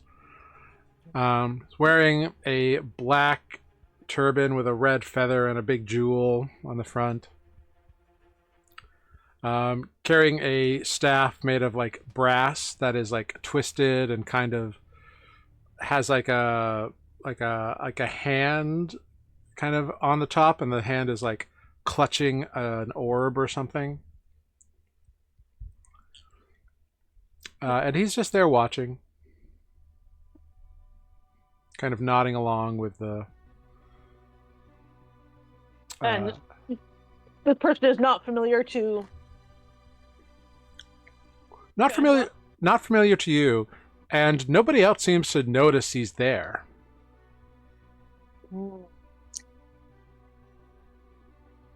But as you turn and look at him and kind of look him up and down and register him, he makes eye contact with you, and he smiles. Good evening, my friend. I'm so glad we have this opportunity to have a discussion. It is very interesting, this teaching style of this, I assume, your master in your younger days. It seems a very competent individual. Very curious, though. I've never seen a creature quite like him before. Yeah, he's a little odd. But, An amphibian of some sort. Interesting. Yeah, amphibians are people, too. It takes all kinds. Blood courses through us all. Andra, as you look at this human man, you kind of take in a few things. His dress style and his accent are familiar to you. it's not Sorbonese like from where you're from, Hmm. but it's like farther away. But like there's still something familiar about it. Like maybe a faraway part of Sorbonne. There's definitely something about it that's familiar. Okay. Yeah. Well, Uh, yes. I'm sorry, have we met? Never before. Well, save your last dream. When you called out to me by researching my cast-off book. Oh, you know the book. I wrote the book. Oh, good, because there's some pages missing from this copy. Oh, that's too bad. Well, one can't be helped when one writes a book and purposefully does not ensorcel it so as to avoid detection. I mean, unfortunately, it's also prone to things like water damage. Ah, yes. Well, you seem to know the first few steps anyway. How much of the book is damaged? Most of the rest of it. Maybe. Or maybe it's still encoded. I can't tell. I was sort of hoping that maybe if I did the first ritual, that I would be able, that it would solve some of the water damage as well as, decode the next bit.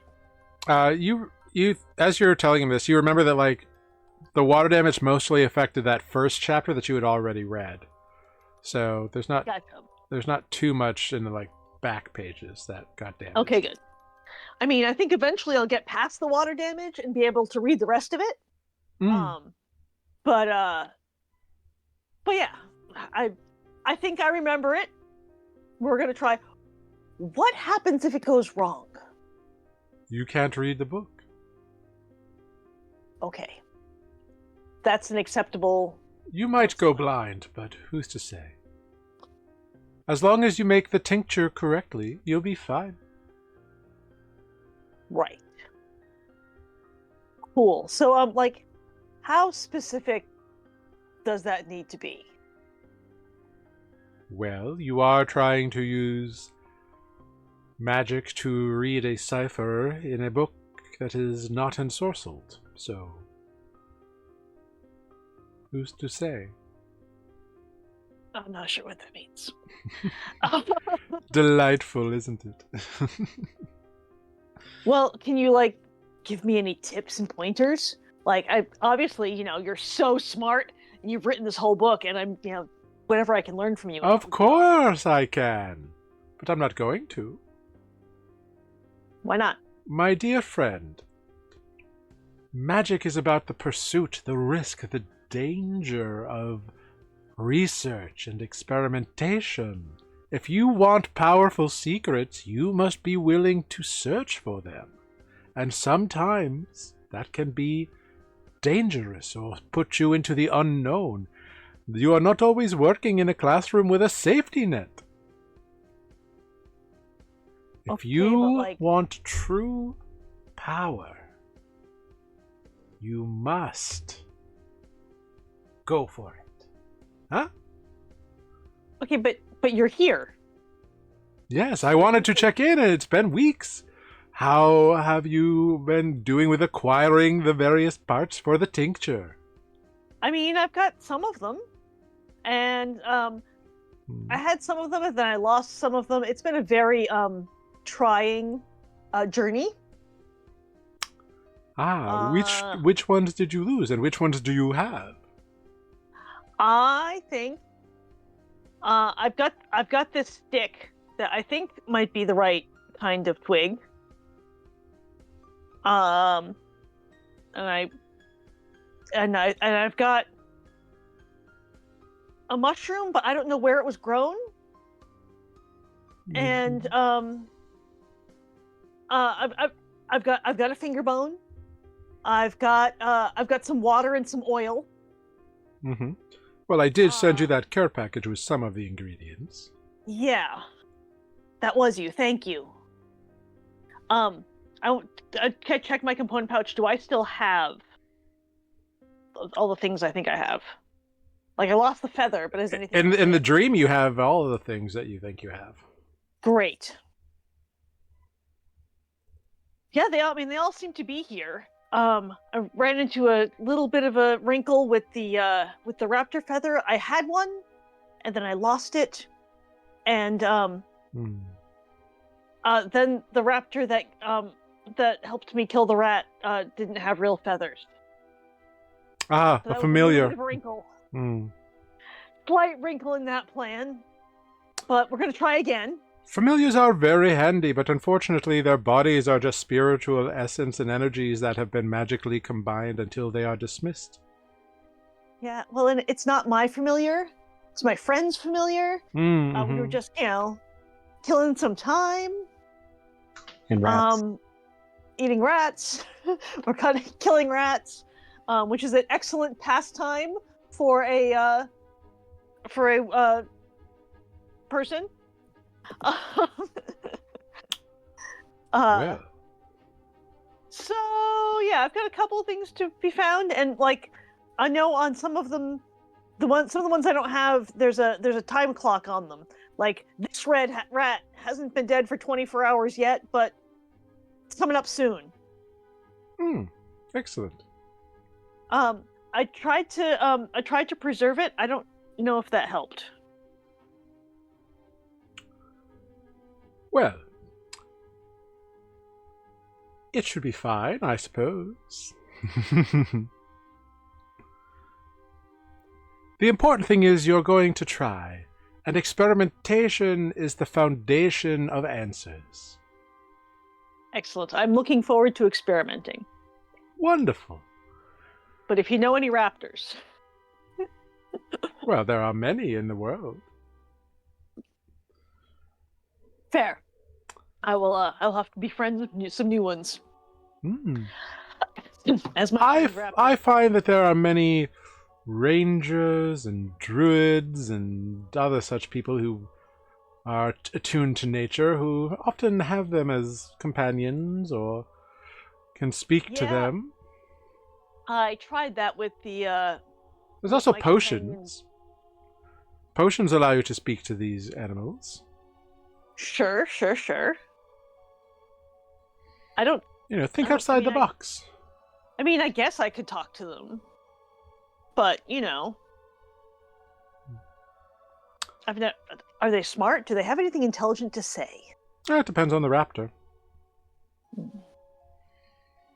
Because my friend can talk to his companion, but he's not a real raptor. He's not a real owl. There's the rub. He's the make-believe owl. Yes, familiar. Sometimes he's a cat. Sounds like a familiar. A Yes. familiar story, you could say, yeah? Yeah. So yeah, he's a very pretty bird, and he's an excellent rat hunter. However, he's not real. Well, I'm sure you'll be able to think of something, my friend. I'm sure I will.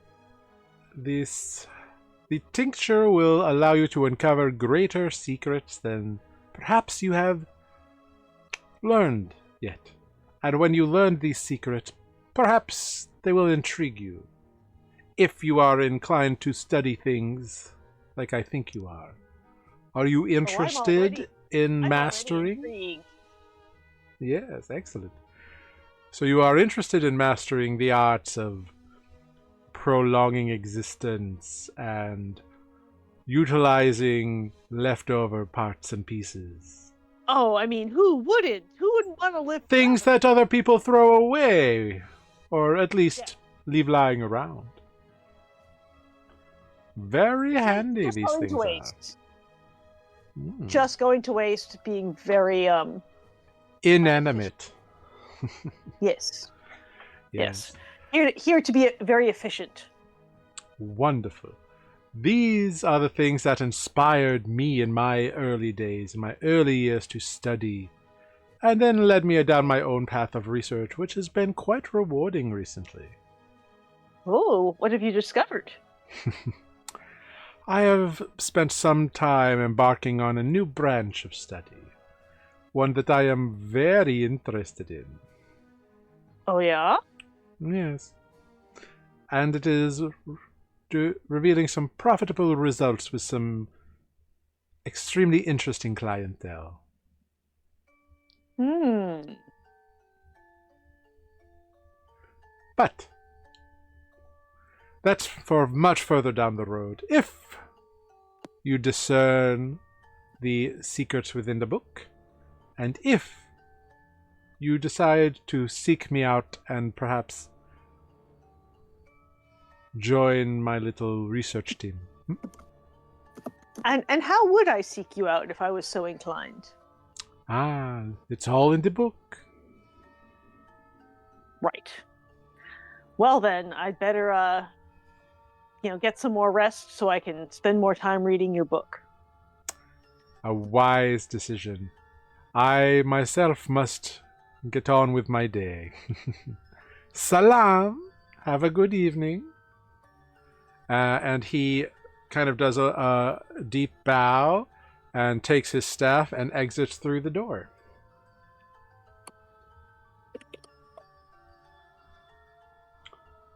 And your dream returns to a normal dream sequence for Andra.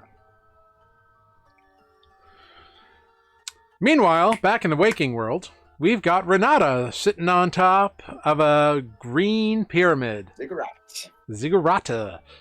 Zigguranata. I'm a ziggurat. Yeah. This is the song you're writing, I assume. While you're up on top, Caribbean inspired. What's happening? go ahead, make a perception check as you stare out into this. Check.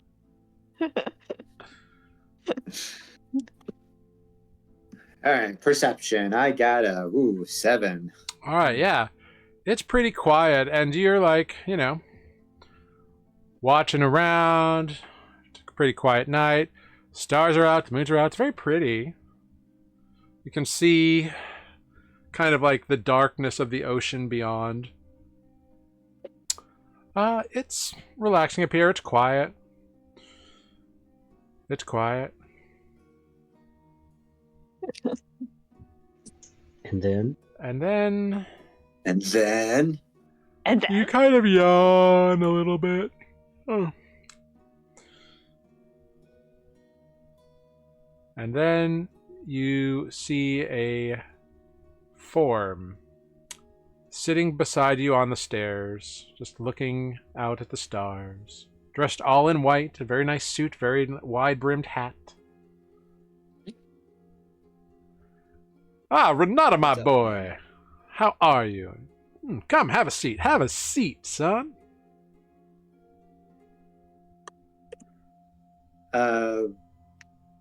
Before I do, are we in your little time bubble?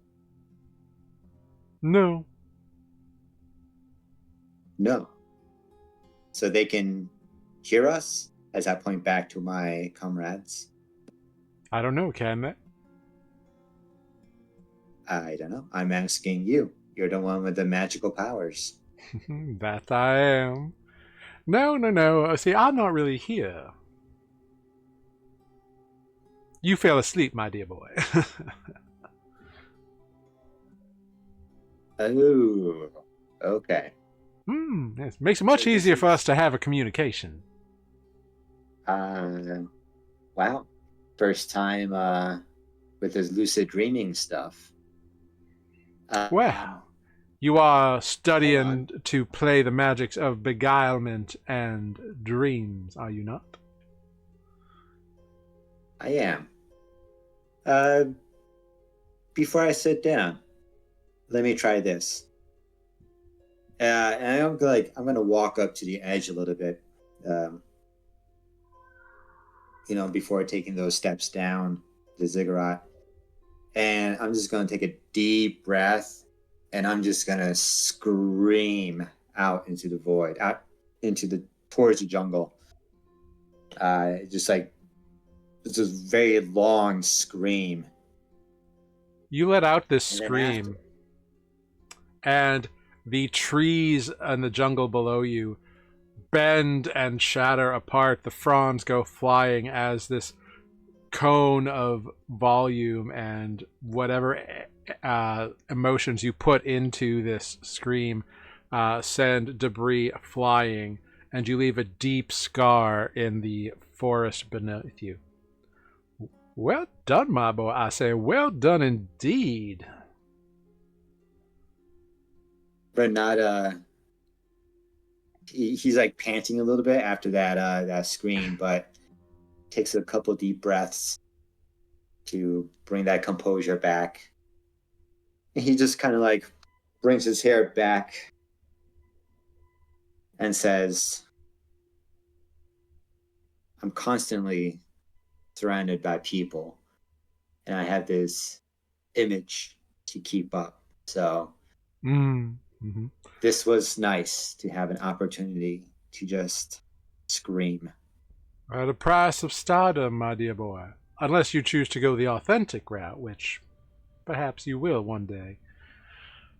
Now, that's kind of why I'm here, my dear boy. You see, you know I am interested in your continued success and growth. I would like to make this a more formal arrangement. However, I need some work on your end to do that.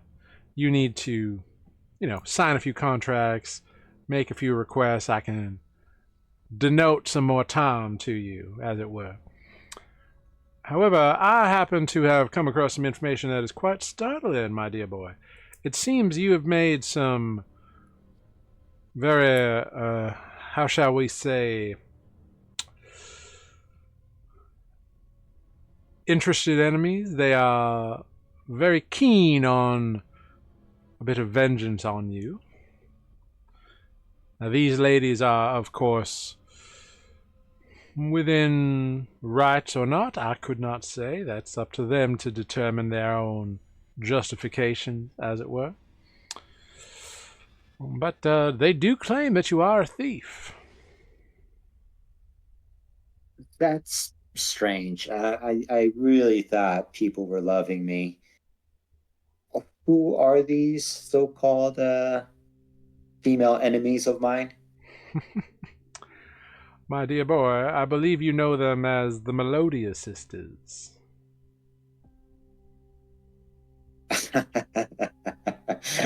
Oh my God. Wow, I've been so busy, it just completely slipped my mind. Wow, they're still around and kicking, and Oh, it's very hard to get rid of creatures like them, my dear boy. okay. Sure, all right. I know they're upset. But I ran a long distance from them, so I feel like I'm always a step or two ahead. Well, perhaps you have run quite a bit. Incident. Yeah, there was one incident. Maybe they're starting to catch up. They certainly are interested in reacquiring their property, such as they claim. Okay, so you reminded me what I forgot, but now I remember. What else is new? So they hate me. I am telling you this as a friendly bit of advice because I am interested in your storied career to continue apace.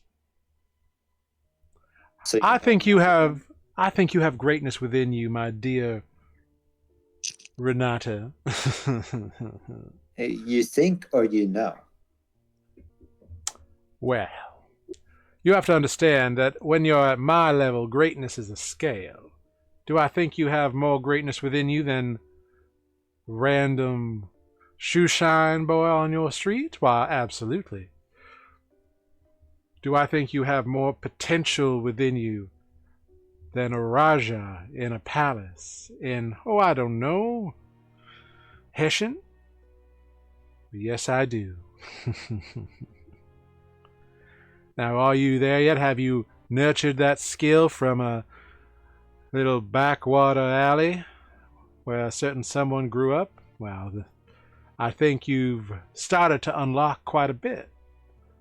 But though the things you could do, the things I could help you with. Now you can try going the musical route, just pure skill and diving into the music and the groove and the vibe, and some people do all right that way. But with what's coming for you, you might need a little more versatility, a little more power in your punch, a little more pizzazz in your sparkle. And that's something I can help you with. Now you got some time, but I want you to think about it, because I think sooner than later, I'm going to have to ask you to make a decision. Well, hold up there. I thought we already have a contract. Oh, we have an agreement of sheet of paper with the names. Oh, yes. I was doing this for you. That's right. That is keeping me aware of your powers and making sure that you are worthy of them. You've already done one, and boy, it is nice to know that you care so much about curating the arts in your world. And I appreciate it. It's very important to me. But when we sign a real contract, that's when the power flows strongly.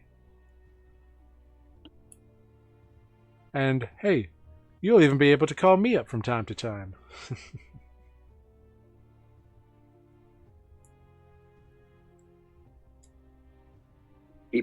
I'll keep those thoughts. Well, my boy. Renata's definitely thinking about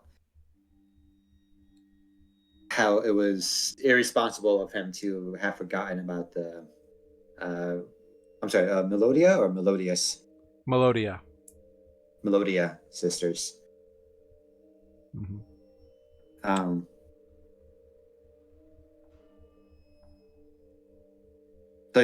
So that's what Renata's thinking, and kind of I guess I've been a little bit head up in the clouds with my musical career.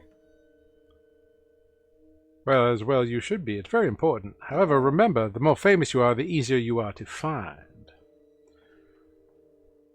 And the more attention you draw, well, the more focus one can acquire upon you.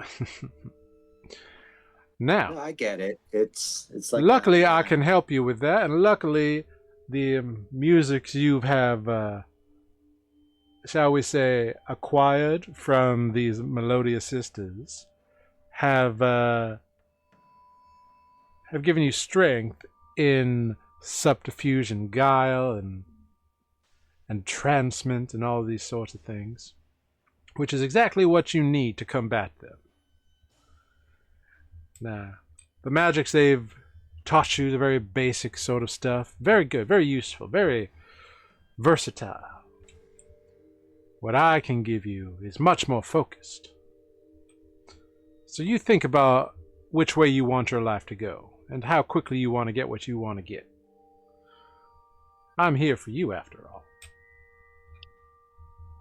So, when you feel up to the task, my dear boy, well, when Renata Soul Angel wants to become more than just a name, when you want to become a movement, when you want to become an idol, well, that's when you reach out to me. All right? And you keep an eye on those names. When they pop up, you're going to have quite a bit of work to do. Now, you should probably wake yourself up, don't you think? Heard all of that. That was fantastic. Is that when I just sort of shoot up awake, whoa? Sure. And kind of like just try to shake off the sleep a little bit. I'll quickly look around, see if I see anything or hear anything. Make a perception check.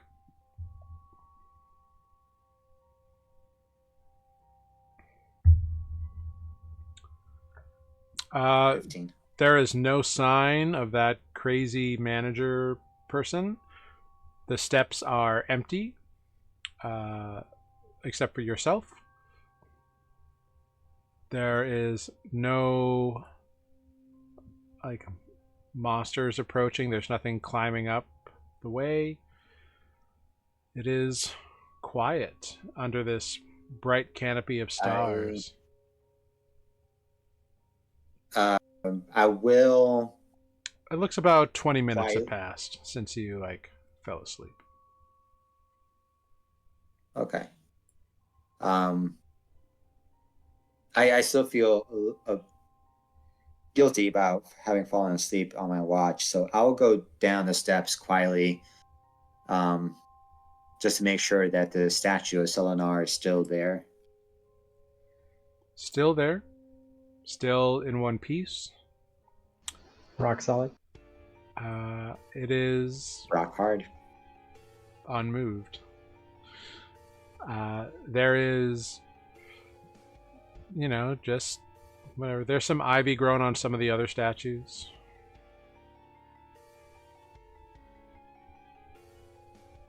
But in your dark vision, in this kind of gray scale, looking around under the canopy, everything seems to be where it was when you first were awoken by Andra. Okay. Well, knowing that Selenar's still safe, I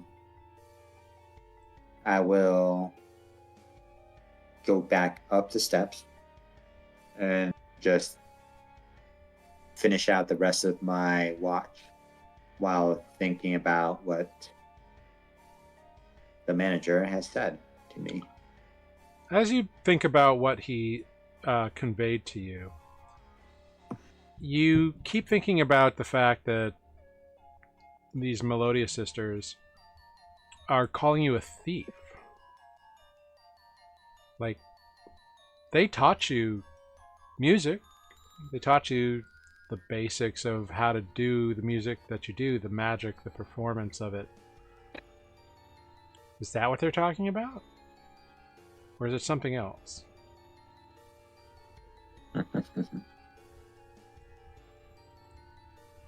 Did you Yeah. take something from it? This line of reasoning takes me farther back before having met the Melodia sisters, back to my hometown, Hessian.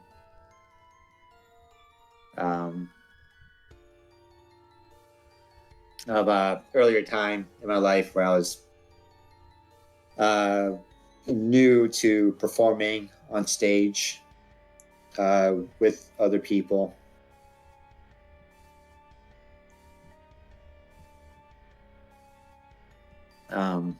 Yeah, that's where my thoughts sort of lead to. Yeah. And as you sort of begin to have those thoughts, go ahead, make a history check for me.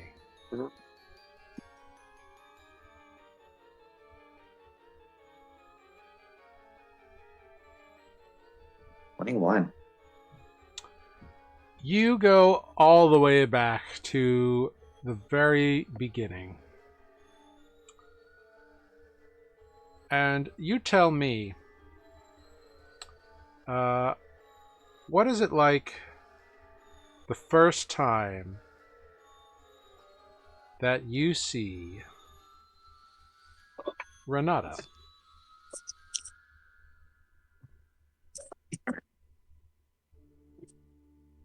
Like the earliest memory I have of Renata. Of the first time you That met Renata. Oh, you're going there. Oh, you sneaky bastard. I thought you were being like all talking third person. Us, the players, are like, the fuck is going on? Okay. Okay. Well played, Jared. Well played. Yeah, the Like, you need first a moment. time I've met Renata,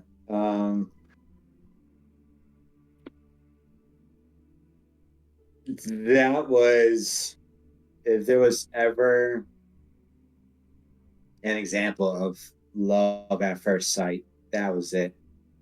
Uh, Seeing Renata in a crowd where she starts to shine and everyone else in that picture starts to blur out and become hazy, that you don't notice them anymore except for her. And you see her become Um, this star in your memory. And it yeah. begins to glow and sort of become a beacon or a guide for you. And you pop down memory lane. You've met, you've had a discussion, you've begun learning, you've begun singing together. She introduces you to her friend, one of her oldest friends, Jamal. Jamal doesn't say much, but he takes his green hand and stretches it out to you the first time he meets you and shakes it and just kind of nods and welcomes you. She introduces you to a much more volatile individual. She introduces you to Loot. He is quick to anger. He takes insult in almost everything. But he's can't be beat on a stringed instrument, and he seems to begrudgingly teach you your very first chords. Aww.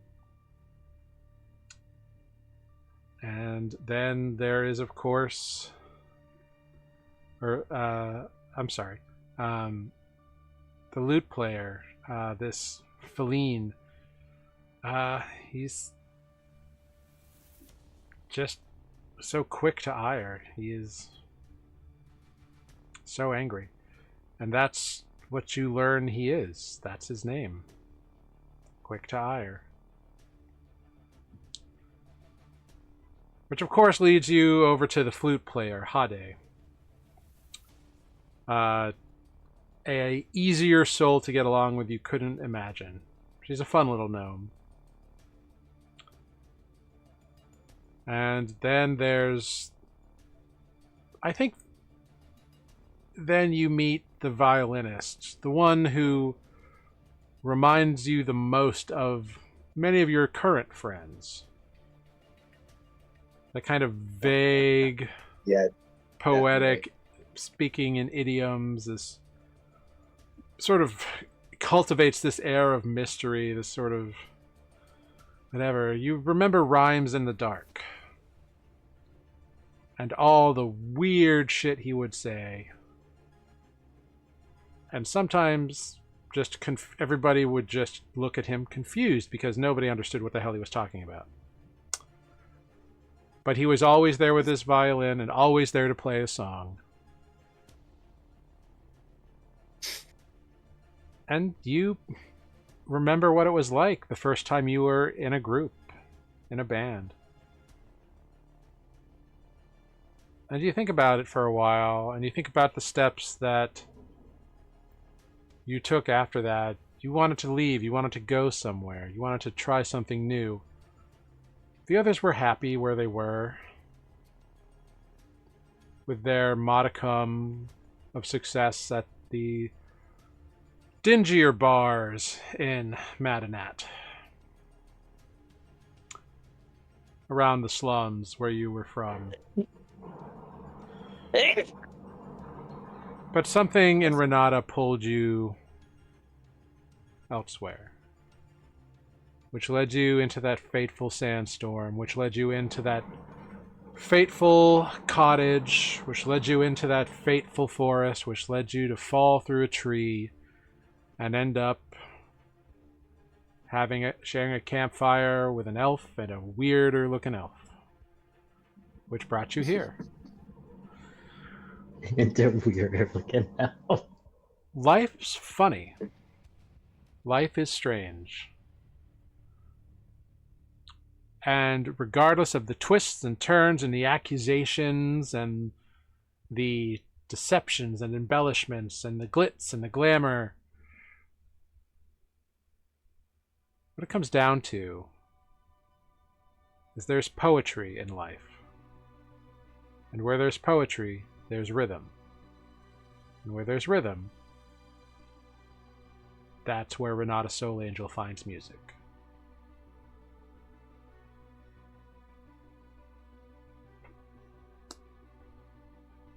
And slowly the beginnings of dawn begin to crest over the horizon. And you think it's a good idea to wake up Lunine for the last watch.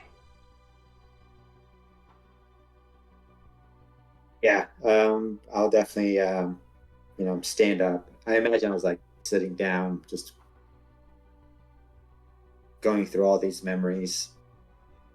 I'll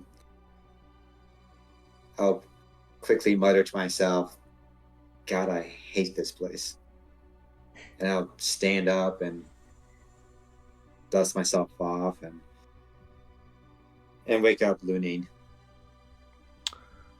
Who stoically arises and gets to watch and allows you to lay down for some rest.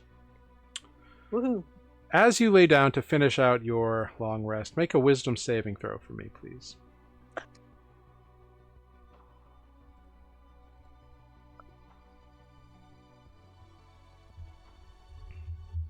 Ooh. 17. Excellent.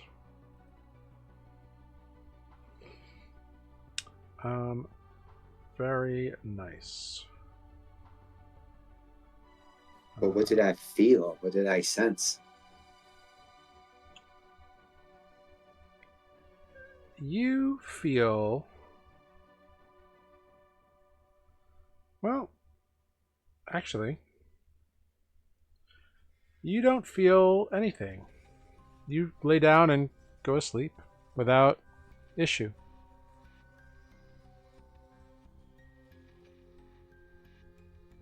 And how does that make you feel?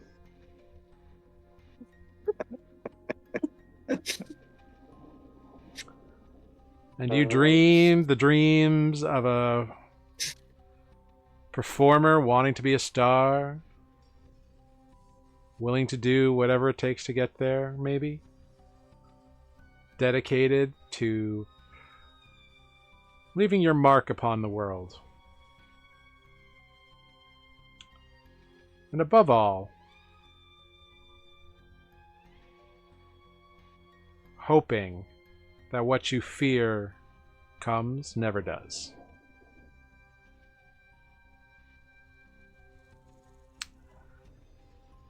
Eventually, the sun rises.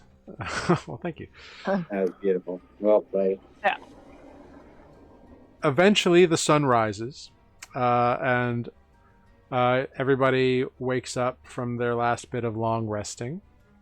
Oh, thank God. And you can all apply a long rest. And as the five of you kind of gather up on the top of this ziggurat, this pyramid of green stone with these obelisks off to the corners,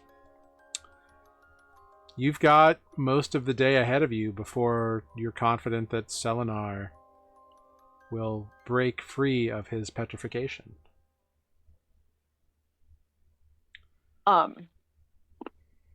When Andra wakes up, she's going to check her component pouch for those things from the package. The items from the package are still there. Okay. Everything you've acquired is there. The only thing that's missing is the raptor feather, which was delivered to you in that package. Okay. Just because, the guy made a big deal about it. It was like, oh no, now what's missing? No, yeah, it seems like he just wanted to, check in on progress and... Tell me to get off my ass and start working. he didn't seem like he was pressuring you. He was more just intrigued in your progress, like just a progress report.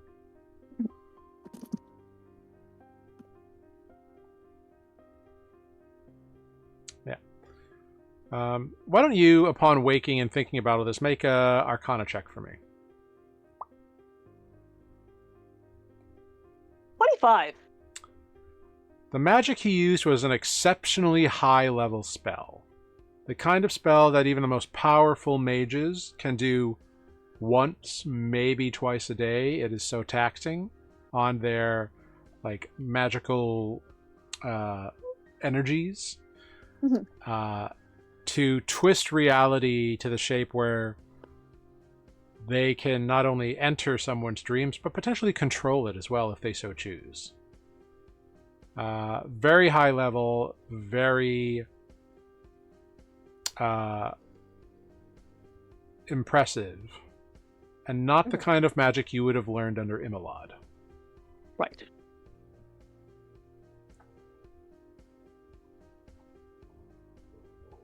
Yeah. He's cool.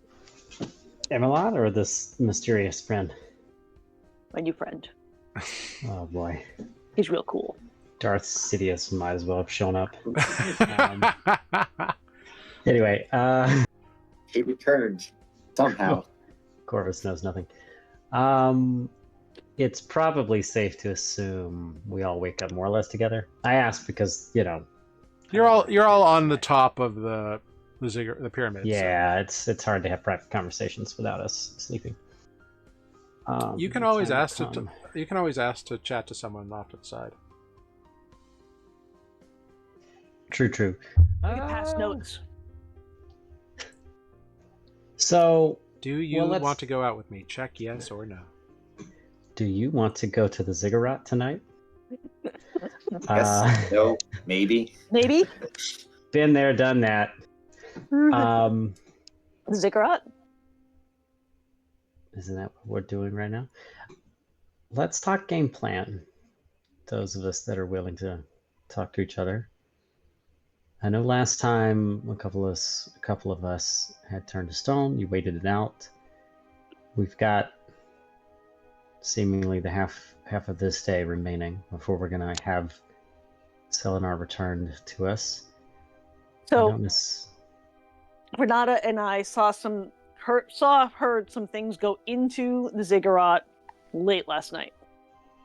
Really?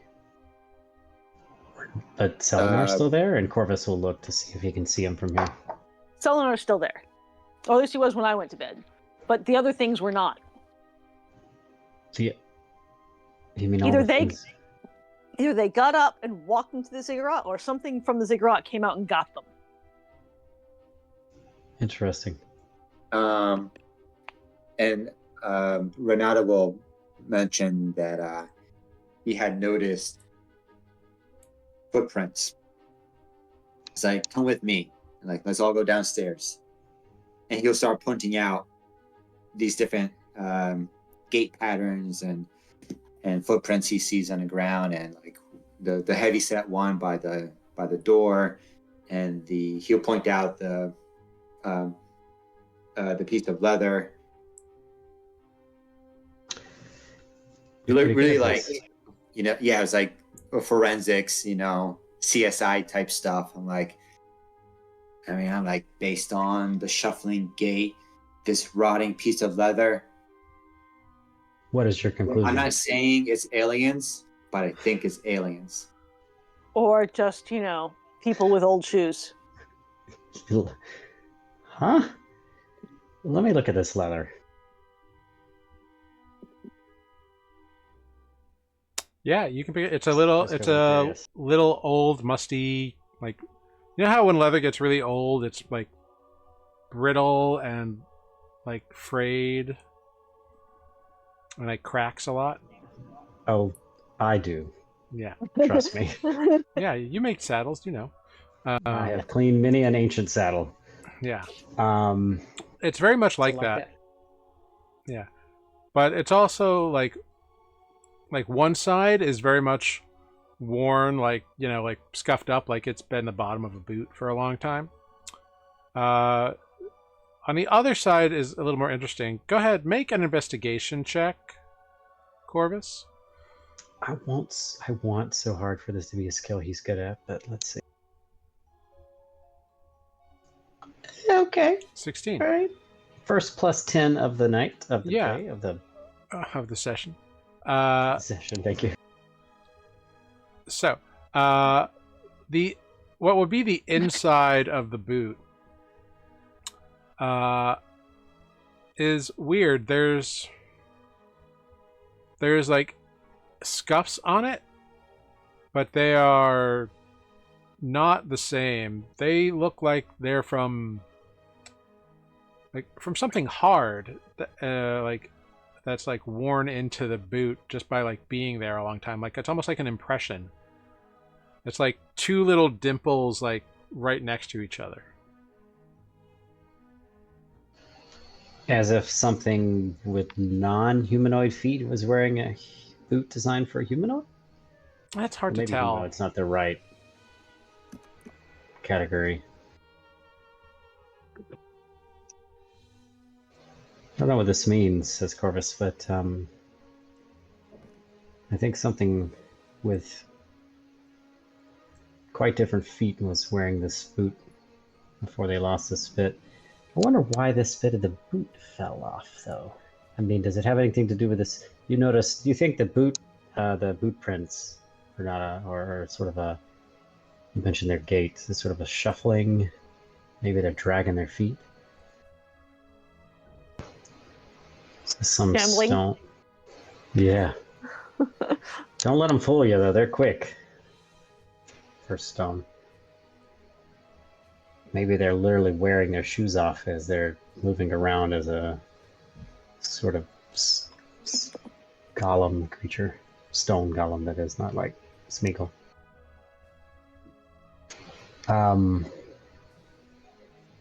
Interesting. Did you notice anything else?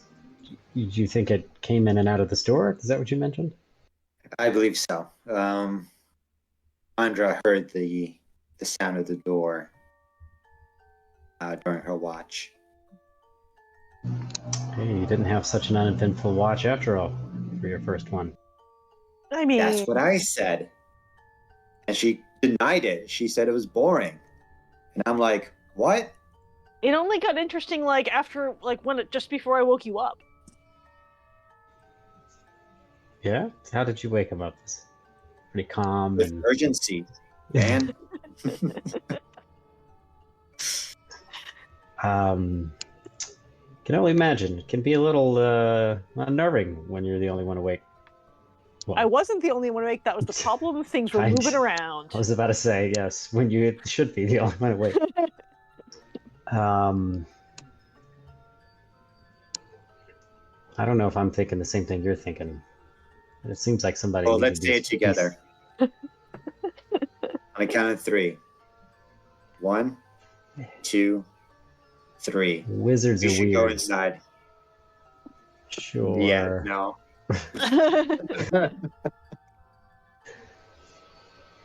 I'm thinking something really wanted these pieces back. And why? Unless they're going to put them back together. I was also thinking that too. Do you think in some way we slighted this individual by breaking his art? I mean, his art did try to break us. He also didn't come to get us, and something clearly came out. Either they didn't know we were up there, which seems unlikely, or they didn't care.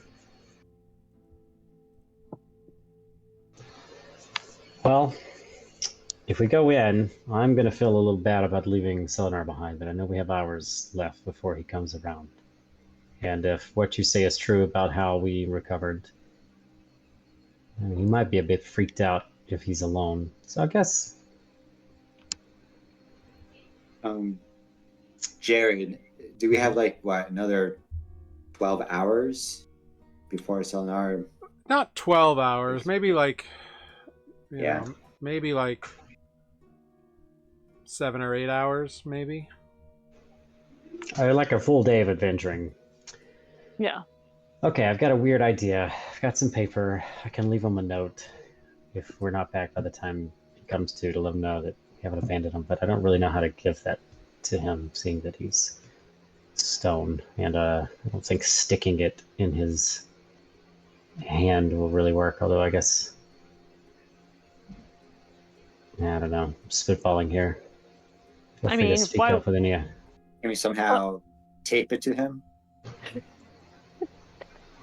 what if we traced out like in the dirt, like we could scratch out a message in the where he's looking when he wakes up. It is like wet, it. swampy ground. We could perhaps fill out a message with Yeah, some like in mud. twigs that we find. Yeah. Why don't we just make an Or arrow? stick a note. You know, On you a can stick stick in the a mud. stick through the note. There you go. Let's make sure we put the Kind of. stick far enough away so that if he falls, he won't impale himself on said stick. Let's do it. Corvus will scribble a note out. Someone find a stick. We'll stick it in the mud near the front Not of in the us. mud. Maybe somewhere a little bit dry. I don't know if we're gonna find that. As long as enough stick is sticking up. I don't want the gods to say, well, the note fell to the mud and now you can't read it. And Could also make an arrow with sticks. But all signs seem to indicate that we're going to try to go inside. Is that what I'm gathering? I think we wouldn't have hurt to. to look a little bit. I do need to ask this, and this is maybe a question that I should have thought of sooner. Do we, any of us, know what this? Hang on, I had his name a second ago. Starts with a B. Brel, Breel, Eel. I don't think that's right. Earl. Barl is correct. Barl What Sharpley. Barl looks like? He's a turtle, isn't he? I think the wizard is, but not the person we're looking for. Oh. I see. Yes. Let me see if I can find the note here. Yeah, Trist is the turtle. Trast is the Trist. Tortu. Trast is a Tortu. He's a solitary Tortu. I was getting there.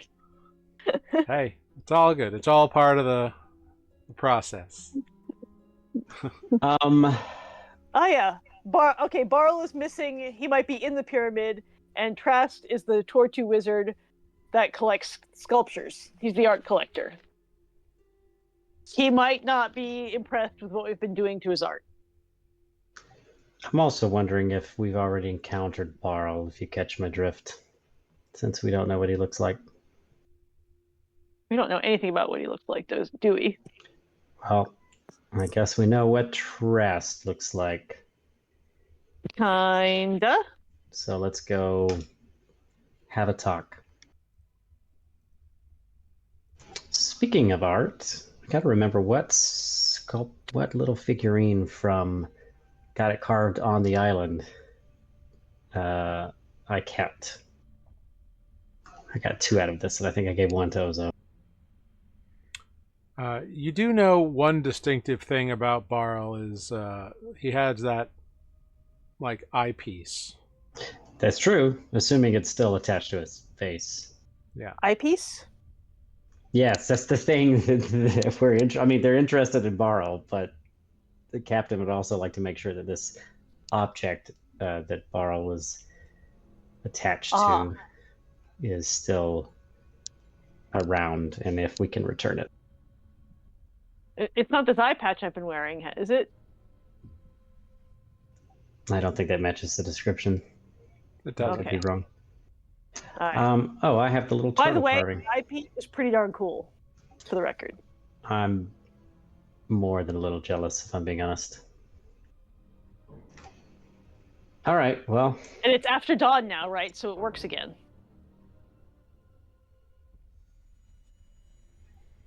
Do you get to just flip it up during the daytime? No, I get to see through it. I can just see through it. Oh, that's cool. All right, well, are we knocking on the door? I don't think we're knocking. I think we're just opening. Renata, you found it. Yeah, I hit the magic button on that skull, and I open the door. I do vote that we should send the wizard first, because wizard to wizard. I keep saying that. Y'all might have something in common. You Maybe they won't. hit the button. I'm not sure it works like that. Cool. Yes, we you hit the button. you hit the button. I need everybody to make a wisdom saving throw. Oh, man. I don't know if we're gonna get very far tonight, to be honest, guys. 19. Oh, Oh, no. Oh boy. Cool.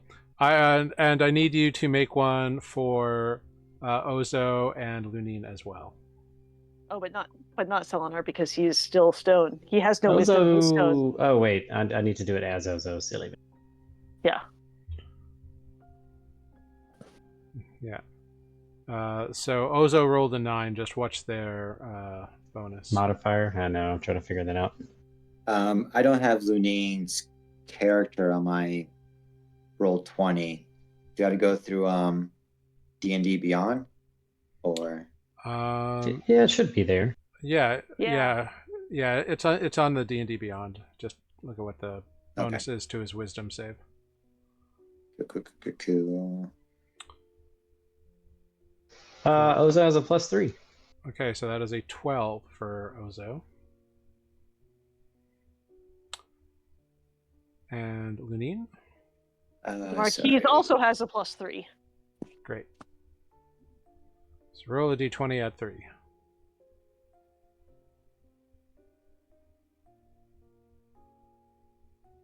Ooh, a 7. All right, so Andra, No, I got the thing. you Yeah, watch I feel great. as Renata pushes this button with confidence, and the black eye that he pushes blasts a wave of black energy that echoes and expands throughout all of you within 30 feet of this like 30 feet surrounding the base of the structure. And you watch all of your friends, boom, boom, boom, boom, boom, boom, all 4 of them fall unconscious to the ground. Guys, And that's where we will end tonight's session of Nuuli Forged. wait, 4 of... Oh yeah, all 4 of them. Yeah. Okay, awesome. Yes, with Damn. Andra remaining conscious. Everyone else is unconscious. Yes. Looks like we're gonna wait anyway for Selenar. Yeah. Whoopsie doozle. That definitely didn't happen last night. It did not. We But- already rang the door. Not a lot of high perception rolls last night.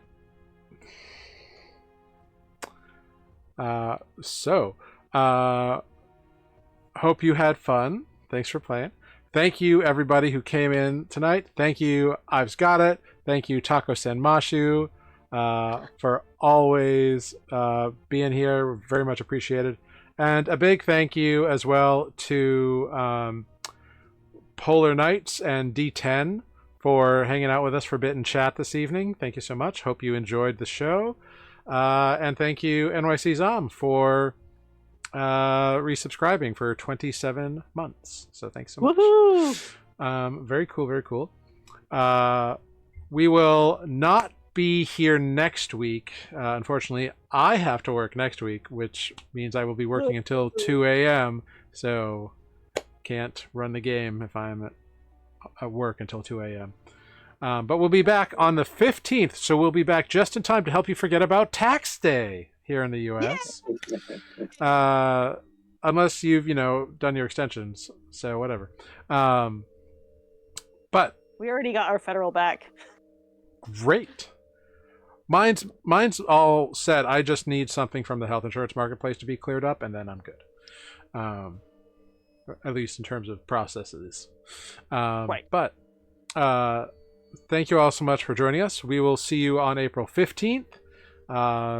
Sorry we can't do next week, but we'll be back. I think we'll have maybe everybody next week, or on the 15th. There might be one scheduling conflict, but we'll be back. Someone said they were going. Someone said they were going to be late or something. Yeah, and we will pick up here at this knockout, as it were, at the end of this knockout. Herself will be here. Yeah, Yeah, it's gonna be fun.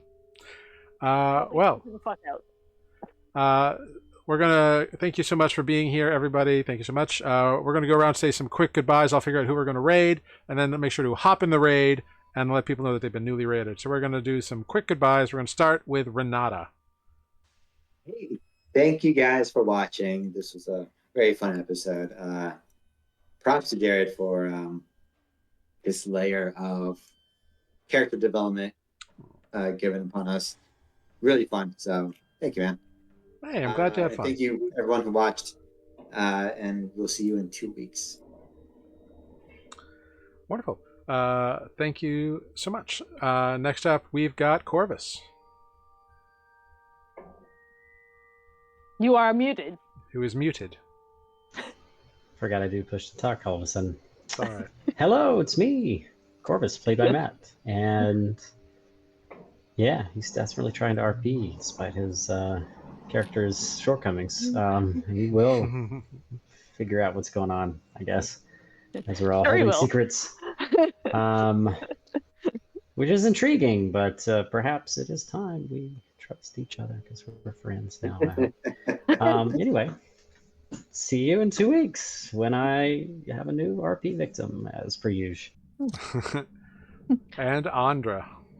Hey, that's me. My name is Sarah. I have been Andra. I am dark and mysterious. And we are Nuuli Forged, and we have a YouTube channel. You can watch our other episodes. And we have social media, mostly on Blue Sky, some Instagram. Follow us in those places. Tell your friends. Watch us next week. Not next week, the week after next on Twitch. Wonderful. Thank you so much. And I've been Jared, your humble dungeon master here on Nuuli Forged, playing everyone and everything else that is not the 6-player characters. We're gonna raid someone new. We're gonna raid Sir Pfeffers tonight. We're gonna raid Sir Pfeffers. Ooh. They're doing some D&D RP kind of stuff over there. So hop in this raid, let them know that they've been newly raided. And we will see you all next time on the 15th of April, 2025. Be safe, be kind, give a little grace, have a little patience, and elbows up. We're not Canadian, but hey, let's join in that fight. Because, hey, I don't really understand the reference, but like it's very like screw American politics, which I'm kind of on board with. So, hey, the point is be safe, be kind, and be strong. All people are people. By Canadian. And trans people are real. Remember that. And valid. So, we'll see you next time. Have a wonderful evening. Thank you all so much. And goodbye. Bye.